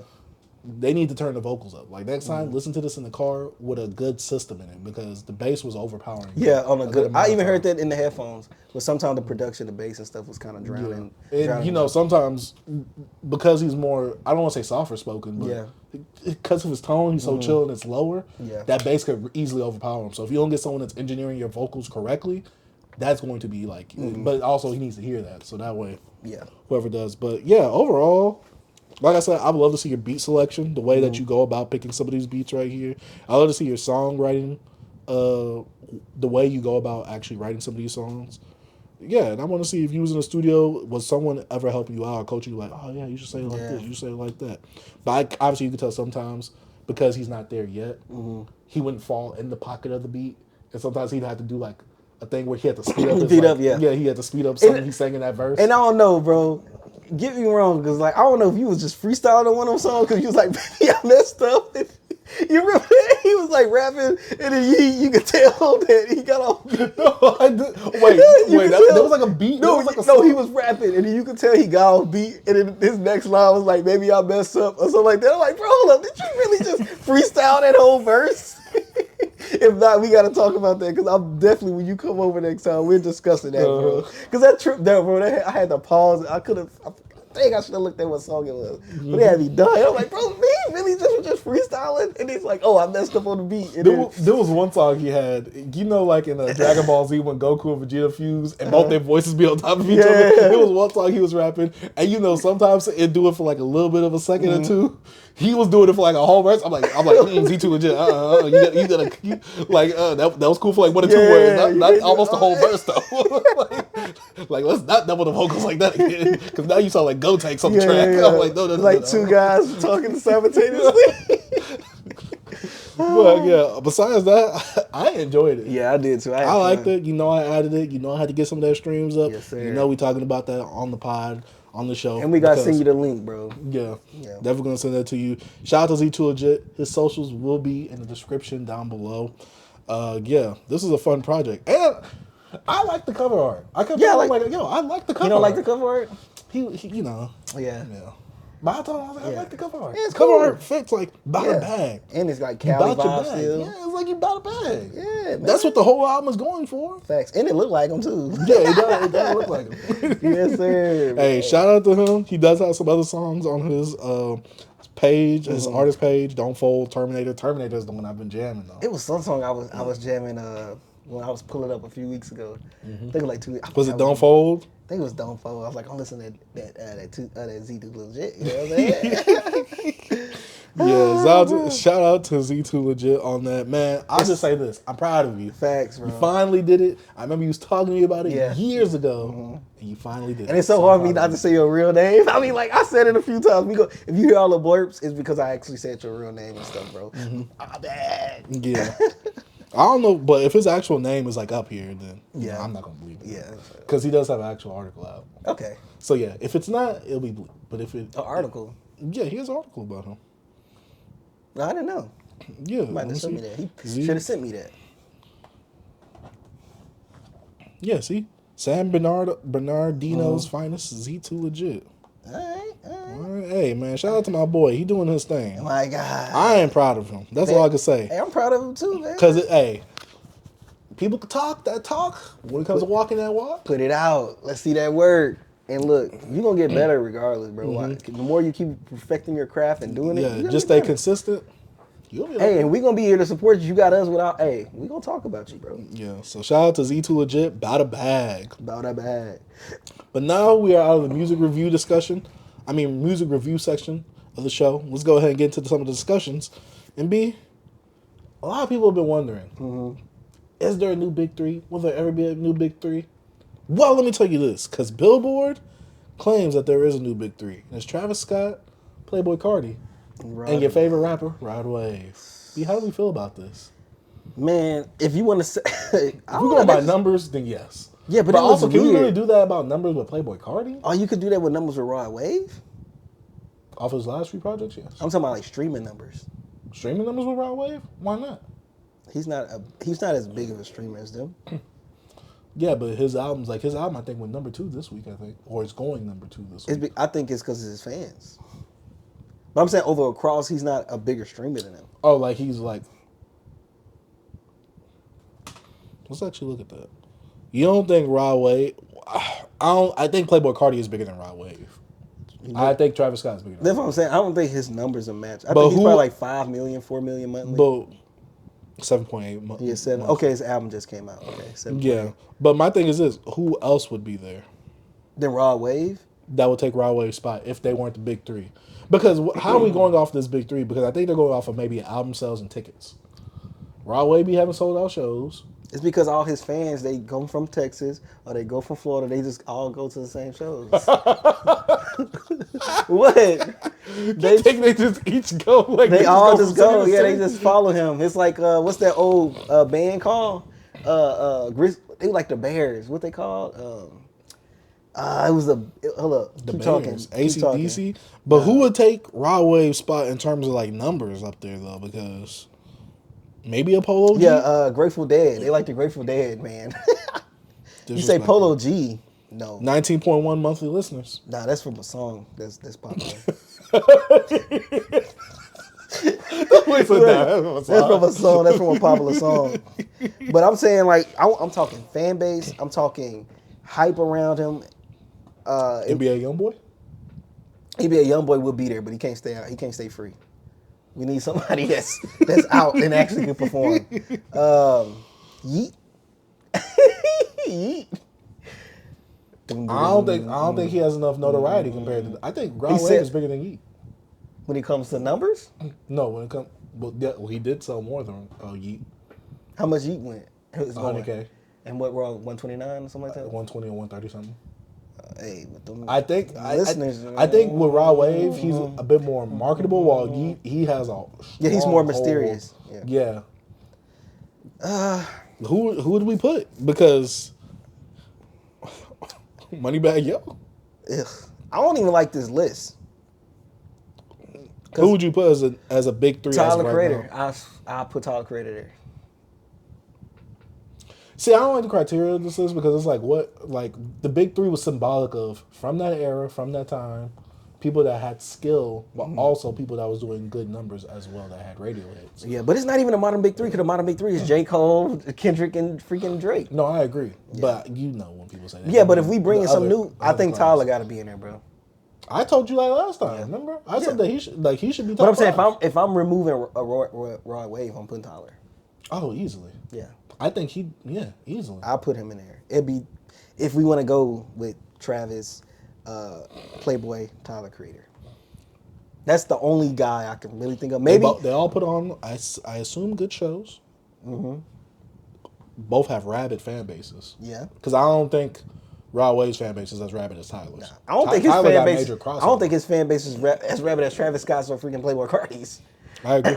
I think those three have the fan base. They have the sales. They have the shows. They have the whole package. They have the superstar package. Just Playboi Carti is always scamming. That is true.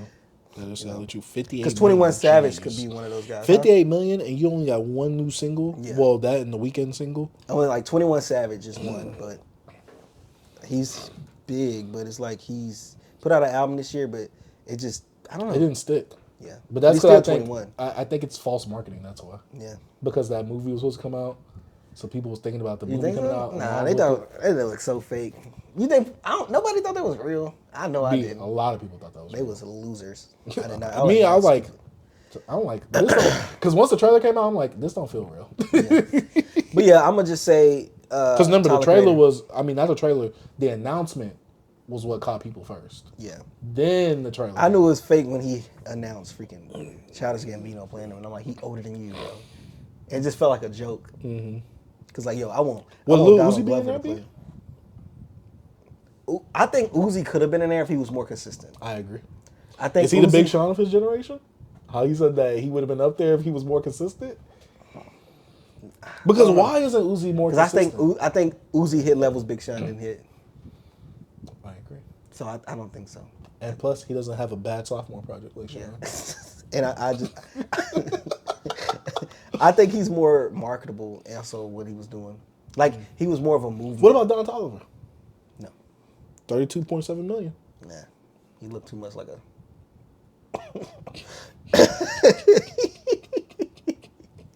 I don't know. Don Toliver, I think he has a #1 selling like hip hop album this year.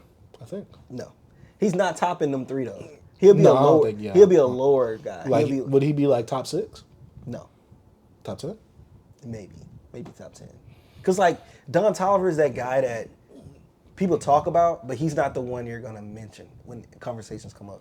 Cause he's not someone that he has those tracks, but he's not an artist that everybody knows. You know what I'm saying? I think he is because of the memes now. He's not a well-known He's like artist. how you keep talking about Earl, like in that video that we put up of like who's the new face of Underground. Like how you said like people know Earl a lot because of Loader Squad. People know Don Toliver a lot because of that meme that he had that went super viral. It went stupid. I don't know, B. The one where he's like, I got a cool bada bean. No. You don't remember? Okay. Nah, see, No, I that don't meme even know. was crazy. But I'm saying he's not that guy, bro. Like, he's not the guy. Nah, not Don Toliver. Nah. People were saying Baby Keem would have been up there if he would have been more consistent. No. I don't think so either. Nah. What about Yachty, B? He's not getting the people? No. No, not his pretentious behind. Nah. Yeah, I can't really think of anybody else. Like, I agree with you. Yeah. Lil Uzi could have had that spot. To me, Lil Uzi is in the spot that Yeat's in. I mean, Lil Uzi should have been in the spot that Yeat is in. No. Yeat not Uzi, bro. Yeat not close to Uzi yet. Uzi's still a level above him. Because Uzi still have... Oh, I'm he's talking still about Uzi. consistency wise. Oh, okay, my bad. Yeah, I was like, what? I thought you said talking about levels of like No, not star power. Uzi star. still, yeah. I'm No, saying no, he no. still have. That I'm star saying power. like in terms of like consistently coming out, Yeah. making these good numbers. Like people are just eating it up because I'm not gonna lie. Uzi was consistent at one After point. Love Is Rage 2. I mean Love Is Rage 2. after that, everybody was like, yo, like, it's kind of iffy for Uzi. He used to be more consistent. But yeah, until Love Is Rage 2 came out. But Pink Tape came out last year, too. That's not that. I thought it came out 2 years ago. It says 2023. Maybe. You might be right. Yeah. But it just feels like it's been like 2 years. Oh, yeah, you're right. It did come out 2023. I did not like it that came project. out. I couldn't even finish it. What's up with you not finishing albums, man? What's up with When this they adult bad, life, B? bro. What's up with this adult life, B? Hey, I got a family to raise. Your life is rap, B? Hey, you think my life is YouTube? Oh man. But yeah, I don't know, but dang, I wish Uzi was in there because he definitely had that 3 spot. He was supposed to be up there with Playboi Carti. I don't know how Carti eclipsed him. And he has less music out than him. It's crazy how I love to put Uzi above Carti, but it's just I do not want to use this word. The mystique? I'm about to use a word I do not want to use. The aura? The aura. The aura around who Playboi Carti is rises him above. Even though he just hopped on the Weekend track, that also helps. And he had a good word that you would have used was persona. That would have been the word to really replace aura. Yeah, I guess. I know what you mean. No. Yeah, but aura came up because it's so like. That's the trendy term now. And it came up like his aura. Yeah, I'm like, ugh, that sounds so gay. I be saying aura, but not like I be saying that for like fictional characters though. I'm like, oh, he got so much aura right now. That sounds so gay. Dragon Ball Z used to be like, oh yeah, you want to change the color of the aura? I'm used to it like that. I understand that, but it still sounds gay. I'm not saying that about the actual man. You are.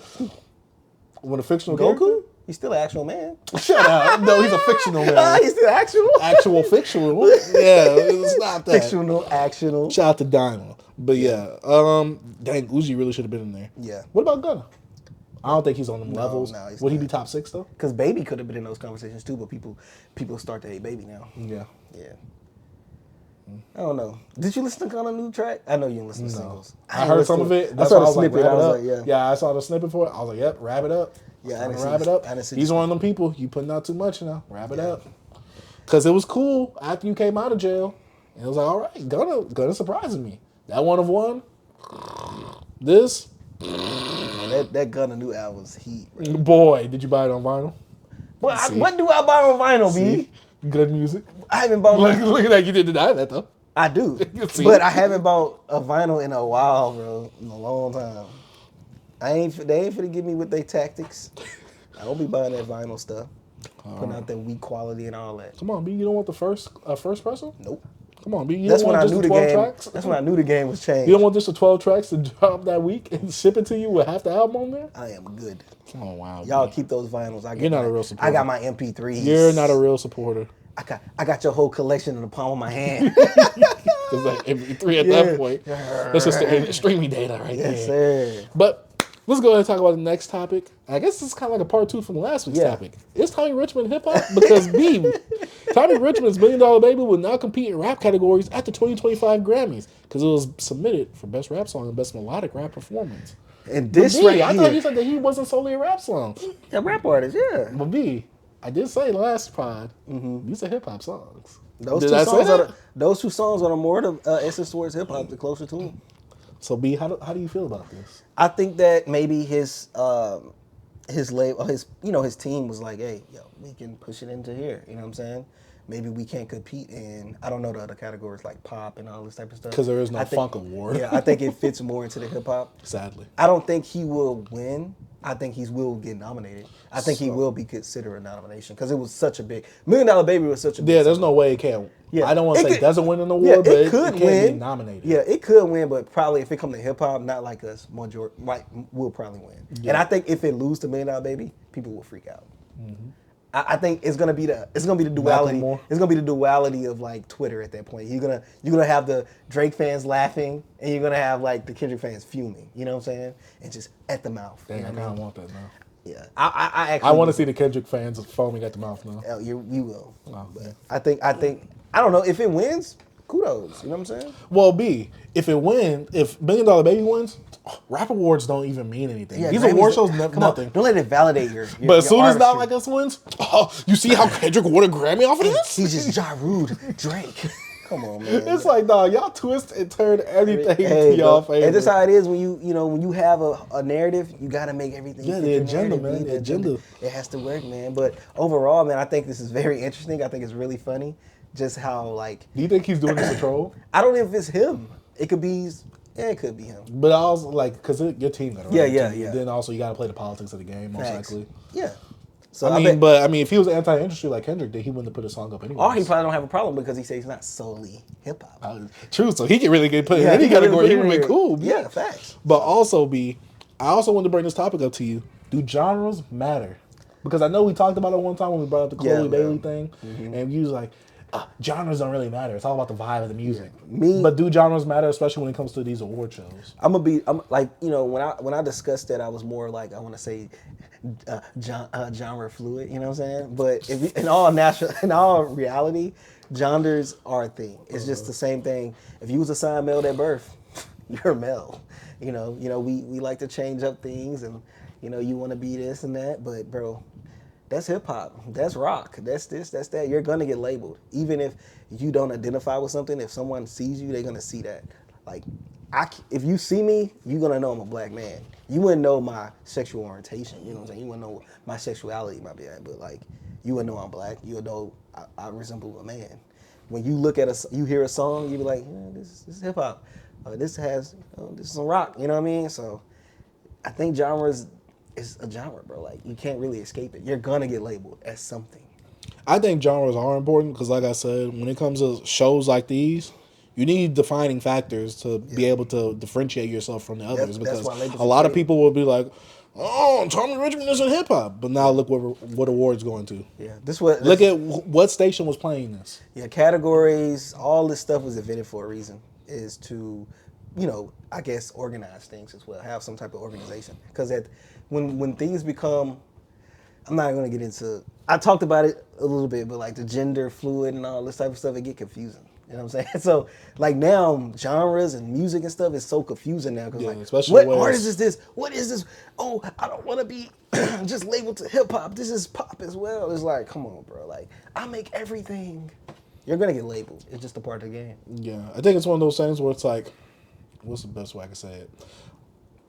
Like, as shows go on, or as series go on, they usually fit one genre, but then after time goes on, you kind of like mix, you kind of mix it. And while that is predominantly that, you get the roots of it from that. It still has other elements mixed into it to make it not just solely that. So like when you go into like alternative rap, alternative R&B, because like let's say you go into a series, right?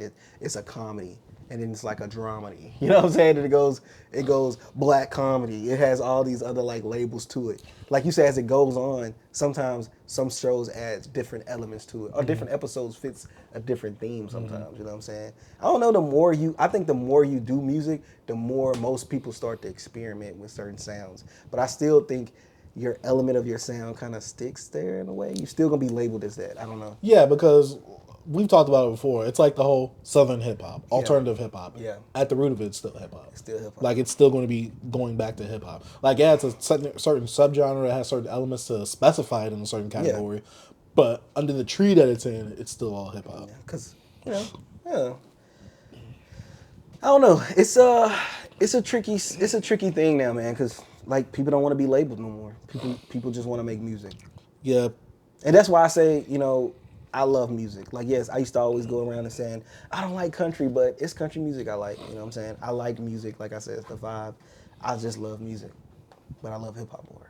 You know what I'm saying? Yeah. B, you're not really into music like that. I used to be. You said your favorite genre of audio was podcasting. All right. Oh, that's mostly what I consume now, podcasts. I consume. He was about to disagree with me, guys, but I was right. Yep. But yeah. And last topic we have Kendrick Lamar's recent interview with some magazine. Is it Bizarre? Let me see. It's Bizarre. Bazaar. Harper's Bazaar. The Voices issue. Kendrick Lamar by SZA. Music is just the start. And a lot of people was buzzing about this conversation because something that he had to say about Not Like Us, because I guess he was questioned about it. I can't pull up the full article right now, but some of the excerpts from it. Not Like Us is the energy of who I am, the type of man I represent. This man has morals. He has values. He believes in something. He stands on something. He's not pandering. Yeah. He's a man who can recognize his mistakes and not afraid to share the mistake and could dig deep down into fear-based ideologies or experiences to be able to express them without feeling like he's less of a man. If I'm thinking of not like us, I'm thinking of me and whoever identifies with that. What you think, B? This boy is the most pretentious, corny troll I've ever heard in my goddamn life. And you Kendrick fans, no, not fans, because we're fans. Yeah. You Kendrick stans have really fell for this, and they really think he's serious. Yeah. They really taking this as gospel. Kendrick really is anti-industry. He's against the man. He's all by himself. And then they try to bring up, oh, he talks about how he's not a prophet. He don't look at himself like that. God judges him. He's not da-da-da-da-da. I'm like, bro, yeah, we understand that. But his point of how we know that he said, oh, you can judge me. But when he present himself, like, look, you could judge me. Look what type of person I am. I'm very what they call it, introspective. I'm very humble, and it's another word, vulnerable. And I can let you, I'm like an open book at times. And it's like sometimes it feels fake deep. Like his fans feed into it of being like, you can't criticize him because he said you could criticize him. And I'm like, so why y'all mad when people criticize his little criticizing? Nah, and, bro, like, you going too deep on that. No, bro, they You get going upset too when you criticize a man that says he's up for judgment. He's up for criticism. Like, I'm like, why are y'all upset with people? It's weird. And I think it's a troll. And I'm like, bro, why you just won't talk about it? Just say you don't like Drake. You went in on Drake. He don't stand for what you stand for. Period. That's all we, like, come on, bro, all this trolling and stuff. Get on I think out what of here. it comes down to, because now I agree with Elliot. He is afraid to go, all these big three are afraid to go to these platforms that actually talk about music, and they're afraid to get these scoops because they will actually get some pushback. They will actually have to answer some questions that we'll need answers to. Because these people aren't going to actually ask them those questions. Yeah. I'm sorry, B, but like this, I get it. You doing it for the corny troll thing. Kendrick Lamar is a demon. He's always on demon time. Let's be real. Kendrick is a master manipulator. As much as he tried to paint Drake that, he is really that. Everything that he was talking about, he is being very hypocritical in a lot of this stuff. I gotta expose some you Kendrick fans. Not fans. I wouldn't say he's a master manipulator. I think they all are. No. I think he's a master. He's a master manipulator amongst a lot of sheep. I think when it comes to like artists and anything like that, they have their narrative that they want to portray. I think you don't know none of these niggas, to be honest with you. They all make you want to think a certain way, and they don't tell you. That's a master manipulator, B. I said they all are that. That's what I'm saying. I thought you meant the fans. No, no. I'm talking about they all are. I don't want you to just say they all are master manipulators. That's why he was saying the stuff about Drake, because a lot of stuff he was saying about Drake, he do as well. That's why when you know somebody that's like you know what I mean? You know they every move. You know how they thinking because you thinking the same thing, bro. Y'all, it just pisses me off, bro. I'm like, bro, come on, just be honest. Just say it. Like, he put out little nuggets like, okay, we understand, yeah, you stand on these type of values, and Drake does this. But it's just like, yo, I didn't like Drake. I think he's a weirdo. I think he's a petty. You know what I'm saying? He's not like us. He ain't from this ilk. He not like us. I'm built on family. You know, built on this type of morals. Come on, You bro, built on get the outta here. foundation of Black America? Come on, man. Because you can go into like what was about the whole slave thing and all this type of like colonizer, bro. It's a freaking diss track. It's not about you. Nothing was about you except for I'm gonna say that out the pocket. Only how you can say it's about you if you just you talking about something you talking about the guy you don't like. No, regardless, bro, it's not about you. It's about Drake. You wanna know why it's not about him? Us means more than one person. Yeah. When did us become a single term? He has a song called I. That's not about us. That's about I, god dang it. I love myself. They not like us. Yeah. That is not just about me. Yeah, bro. Like, I get it. You don't want to make the whole thing about Drake. Yeah. And obviously that's going to be the biggest talking point because that's his biggest song. And his biggest song is about Drake. Bro, you made it about Drake, bro. It's a diss track. And like... And maybe he didn't probably think it was going to be that big. And even if it was, I don't even want to put it in my mind like to think that, hey, yo, you just upset that your biggest song is about Drake. Because at that point, that's like a weird talking point. I'm just saying this. Bro. It's a funny talking point. I don't agree with it. Yeah, I don't agree with it. But it's a funny talking point. I just think that you just need to just, bro, like right now, like we was talking about journalism last week. Bro, just talk to the people, bro. Talk to a real journalist. Have these discussions. Bring that essence back of like the hip hop and the journalist. If you want to do that. The artist thing, get out of here. Yeah. It's all fun. It's all marketing. I didn't like it when Yachty did it with Drake. Yeah, I'm like, what is this? This one, like, even Yachty was just saying like, I don't want to be when he did J. Cole and all that. He's like, I don't want to interview rappers. Like, I don't know. Like, come over here, man. Yeah. Even though, come on. Yeah. I mean, if you really want to be about that ilk of hip hop, bring me Tupac's ring. Yeah. What do you say on that Pop Out show? Bring me Tupac's ring. I might think about giving you my respect. Yeah, but it's one thing about like how artists want to have their platform and have control. Who have the Who has to say? Yeah, the what say he into gets what to they say. do. It's just a different era, bro. Like it's like when LeBron said, "Hey, I want to go to South Beach. Like I can do what I want." It's in that way where like the artists in a way have their own voice, their own platform. So go where you want to go. You dictate. The power dynamics has changed. So you want these soft shoe questions? You go to SZA with the BBL. I mean, Still he love went to you. a woman who I guess you could say is kind of feminine, B? Yeah. Speaking of feminine, let's talk about Drake. I mean, not Drake. Yeah, I say is Drake feminine, because, yeah. He is feminine. because Kendrick has said some things about Drake's feminine side, about how if he stands next to Sexy Red, he He's sees two bad bees. Yeah. Let's talk about Kendrick embracing his feminine side. And this is how I knew he was trolling. Yeah. This is when I knew he was completely trolling. Because first of all, that fit is nasty with the socks. With the socks down here, B, this is nasty. That's nasty, B. That lineup is fresh. Yes, but everything else, the socks is what's killing Yeah. me. But when Kendrick was talking to SZA about his feminine side, at first, all I knew was the masculinity, and I always kept that wall up because of my pops. Yeah. But the more I delve deeper into my music, and the more expressive I get with myself, this is the feminine energy right there. Yeah. I thought Drake was the one that was standing next to Sexy Red. He saw two bad bees. Is it now Kendrick? He's standing next to SZA. He sees two bad bees. I'm just saying, B. That's not the bravado that I grew up seeing all the time. This is who I am. That soft-spoken me, and I have to own it. Yeah. He's expressing himself more with his fashion and stuff. I kind of see that. This is who I am, the soft-spoken me, and I have to own it. This is where my superpower lies. Because if my job is to communicate, I need to be able to communicate with everyone. I can't do it with that wall up. I can't do that with my full masculinity. Yeah. So B, he's saying that men can't talk. What do we even have this show for, B, if we can't talk? We not getting our feelings off right here, B? Hey, I'm getting my feelings. B, he says off, he has bro. to be more so like a woman. Hey, man. Hey, get yo, his this is the feelings same off. problems I have with my girl, bro. You're not in touch with your emotions. Blah, blah. I'm like, bro, if I cried all day and express how much I don't like the world and how I'm feeling, bro, you wouldn't want to be with me. I'm about to say, women don't want the man that they claim that they want. Facts. Look, I give you enough emotions. I cry once a year, and that's good for you.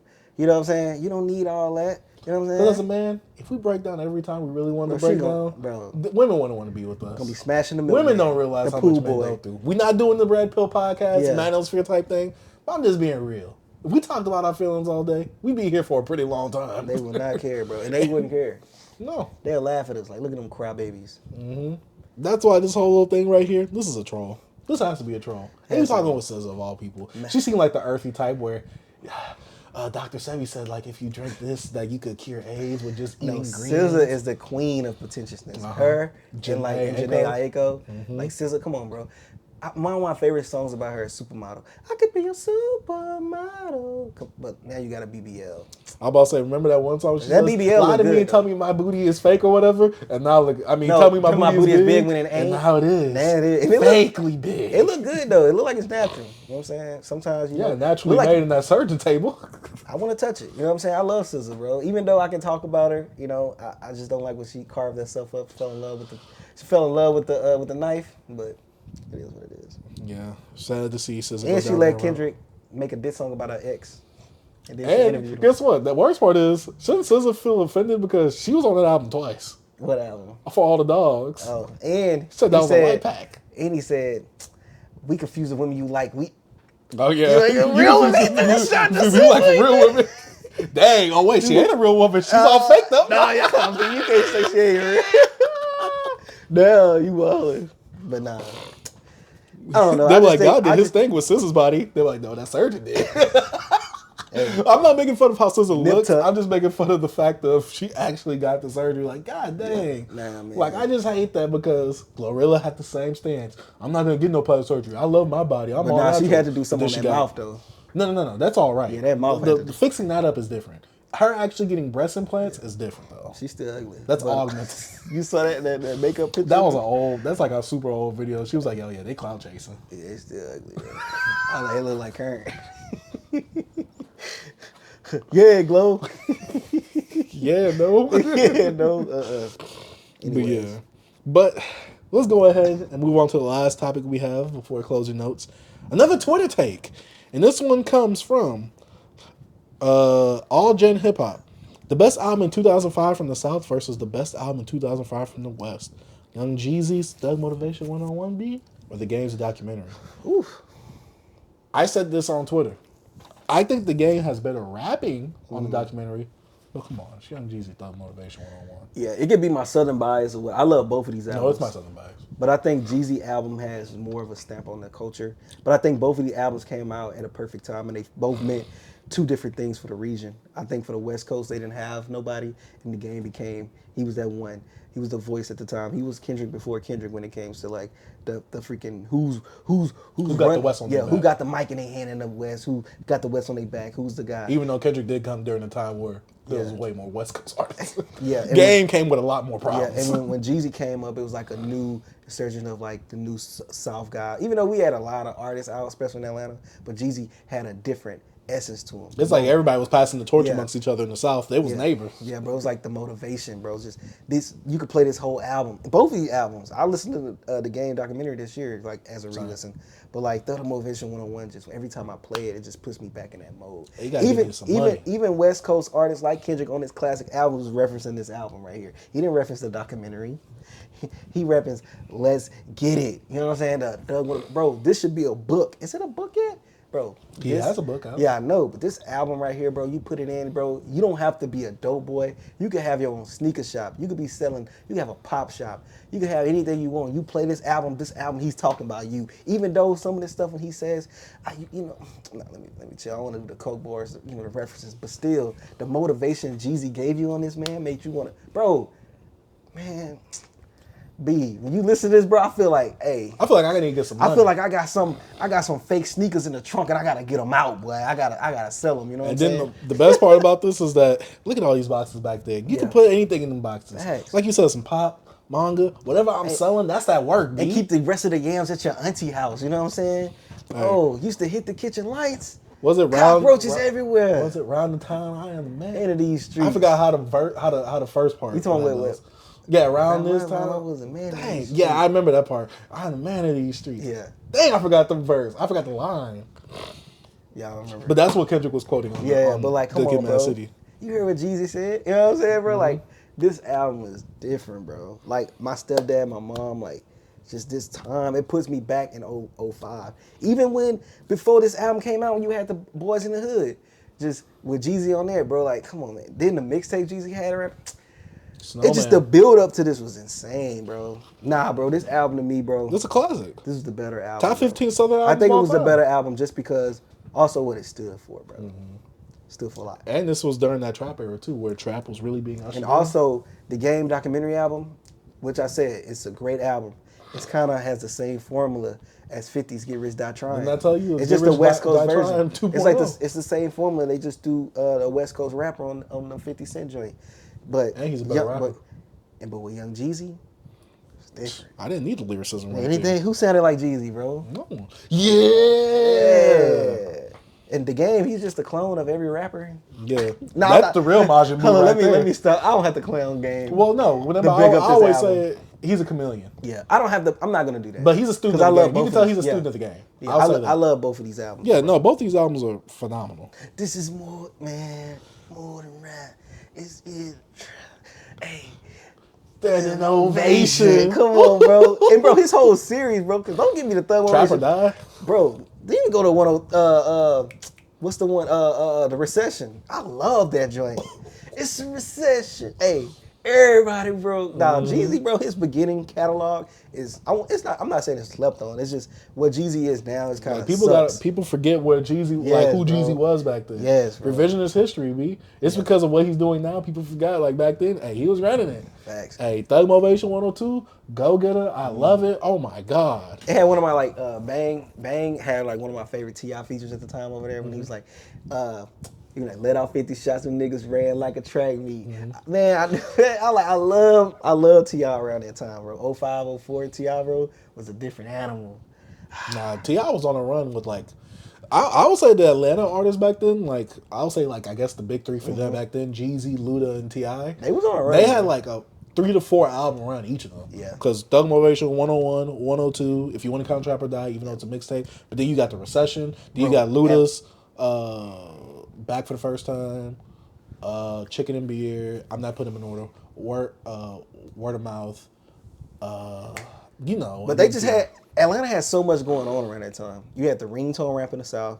You had lean with it, rock with it. You had the snap music. You had the trap music. It was, and then you have a rapper like Gucci that wasn't really in the mainstream. He had So Icy with Jeezy, but he also was making noise and just cooking up a whole new sound, a whole new group of people, artists coming up. I don't know. I just feel like this album it's just the time and just everything that came afterwards. And like with the game, I hate that I have to add all this other culture nuances into this album. No, you have to be. It's just this album just means so much, bro. It just means a lot. Yeah. Southern bias here for me. Jeezy is winning this. Yeah, Game documentary is not bad. Just because I said, like I've said before, just because I give this a 9.8 and a 9.5 don't mean that this is bad. It's just that this is a bit better. Even though for me, like I said, I'm jamming the Jeezy over the documentary. The Game is a better rapper. Let me put that in my cubic for when I leave. Your boy got to get prepared. Boy. Because, man, Jeezy, Thug Motivation 101, yeah, that's it right there. Oh, I didn't even see that you commented on this. Let me go ahead and like that. What'd I say? I got Jeezy Southern Bias for me. Love both albums. Oh, yeah. I forgot I commented on that. But yeah. I had a few likes on that. Yeah, you did, B. Yeah, maybe make it some where's your thing at, B? Oh, I don't know why they got me on a review again. Just because I changed my photo. I bet you ain't got your money under review, though. I don't get paid. No, I'm talking about the money that you paid to get the verified. Oh, yeah. But you ain't got that under review, though. Because I accidentally paid for that shit. Remember I told you I paid all that money by accident? Look, I should get never gonna get it back, bro. Hey, that's me. It's a lot of money, man. But B, before we end off this show, I know you had a little closing statement that you wanted to get. Oh, yeah, man. So what I want to do is each episode at the end, I want to, I feel like this podcast, this show is an extension from hip hop Twitter because we always discussing hip hop Twitter on here. It's also a part of the show as well. Please don't bring over that Luda conversation that the Rap Roundtable was having. I actually want to talk about that because I think it stemmed from the Joe Budden's podcast.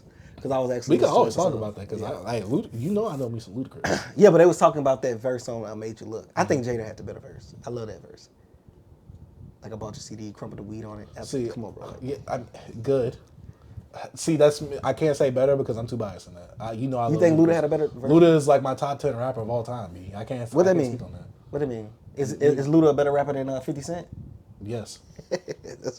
I was just saying. I was about to say yes. He's not better than 50 when 50 was rapping. Yes. Luda has way better albums than 50. 50 only got Get Rich or Die Trying. Luda got a 3 to 4 album run. Chicken and Beer, Word of Mouth, Back for the First Time. Red Light bro, District. I get it, man. I'm just talking, bro. I know you love you some Ludacris. No, I still gotta say that so people know who I'm repping around here. I know you love you Southern Bias pod show here. All right, so this is my highlighted tweet of the week. Shout out to DJ Swagalog. He tweets, my nigga texted me and said, how come the first time Tyler got a non-light-skinned love interest in a video, she's portraying a baby mama stereotype? I just thought that was hilarious, bro. That was a golden tweet to me. I thought it needed to be highlighted. Y'all should check him out. Who's commenting on that? Hold on. Look, it's a few comments. Are the fair-skinned... We know why. Well, are you going to answer? Wait, what's that? Meet the Grams right yeah. there. Let's see that picture. You a sick man.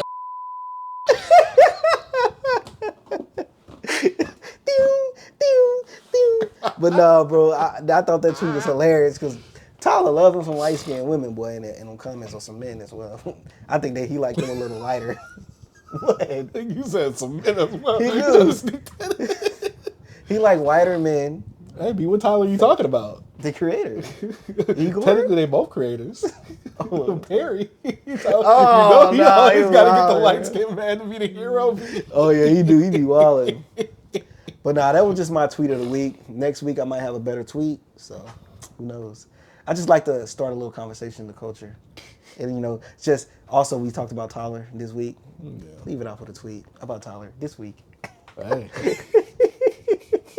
But that's been it for another episode of Beyond Beats and Culture. Make sure you support the show by rating it wherever you listen to it, whether that be Apple Music, Spotify, Amazon Music, if you're nasty enough, or it's Apple Podcasts, and YouTube. Make sure you check out the video description for timestamps in case you want to go back to a certain part, or if you didn't watch this whole podcast and you somehow skipped around all the way to the end, timestamps will be down in the description down below. But also, if you can't watch the whole pod again, we'll be having the clips coming up daily on the YouTube channel. So make sure you go to the YouTube and support over there. Like each video, subscribe. We're closing in to 700. Yeah, 700. Yeah, We're closing in. Hopefully by the time this episode comes out, we at 700, and maybe y'all could get us up to 750, so we can be 75% the way there. it's crazy. We never even mention like the sub count or nothing when we do these episodes. You know that? We never be like, yo, get us. We don't even promote. We just let the content speak. You know what I'm saying? Hey, That's we got crazy. plenty of content on the channel, so Yes, make sure y'all sir. stay tuned. Like I said, rate the show 5 stars, interact with the content, show love to help us grow within the YouTube algorithm or whatever podcast algorithm you're watching this on. Cool. But One day we gonna go viral. We gonna get it on algorithm. Y'all gonna hate us, and I'm gonna love it. You know what I'm saying? they would definitely hate it earlier. Us. Oh, man. I think we've gotten a little more reform. Yeah, but a I little think more. we need to have some more hot takes on Yeah, it. that's why he can bring up old clips. Cause I was a wild boy. You know, hey, after these last few months has passed, I kind of toned down a little bit. You know what I'm saying? What if they go all the way back? If they can find the old pod, Oh no, that's a whole different hey, story. y'all can get us out of here. Facts. But hey, That's about it for the show. My name is Chase. I'm T. Peace. Peace. Man, shout out to Beyond Beats and Culture.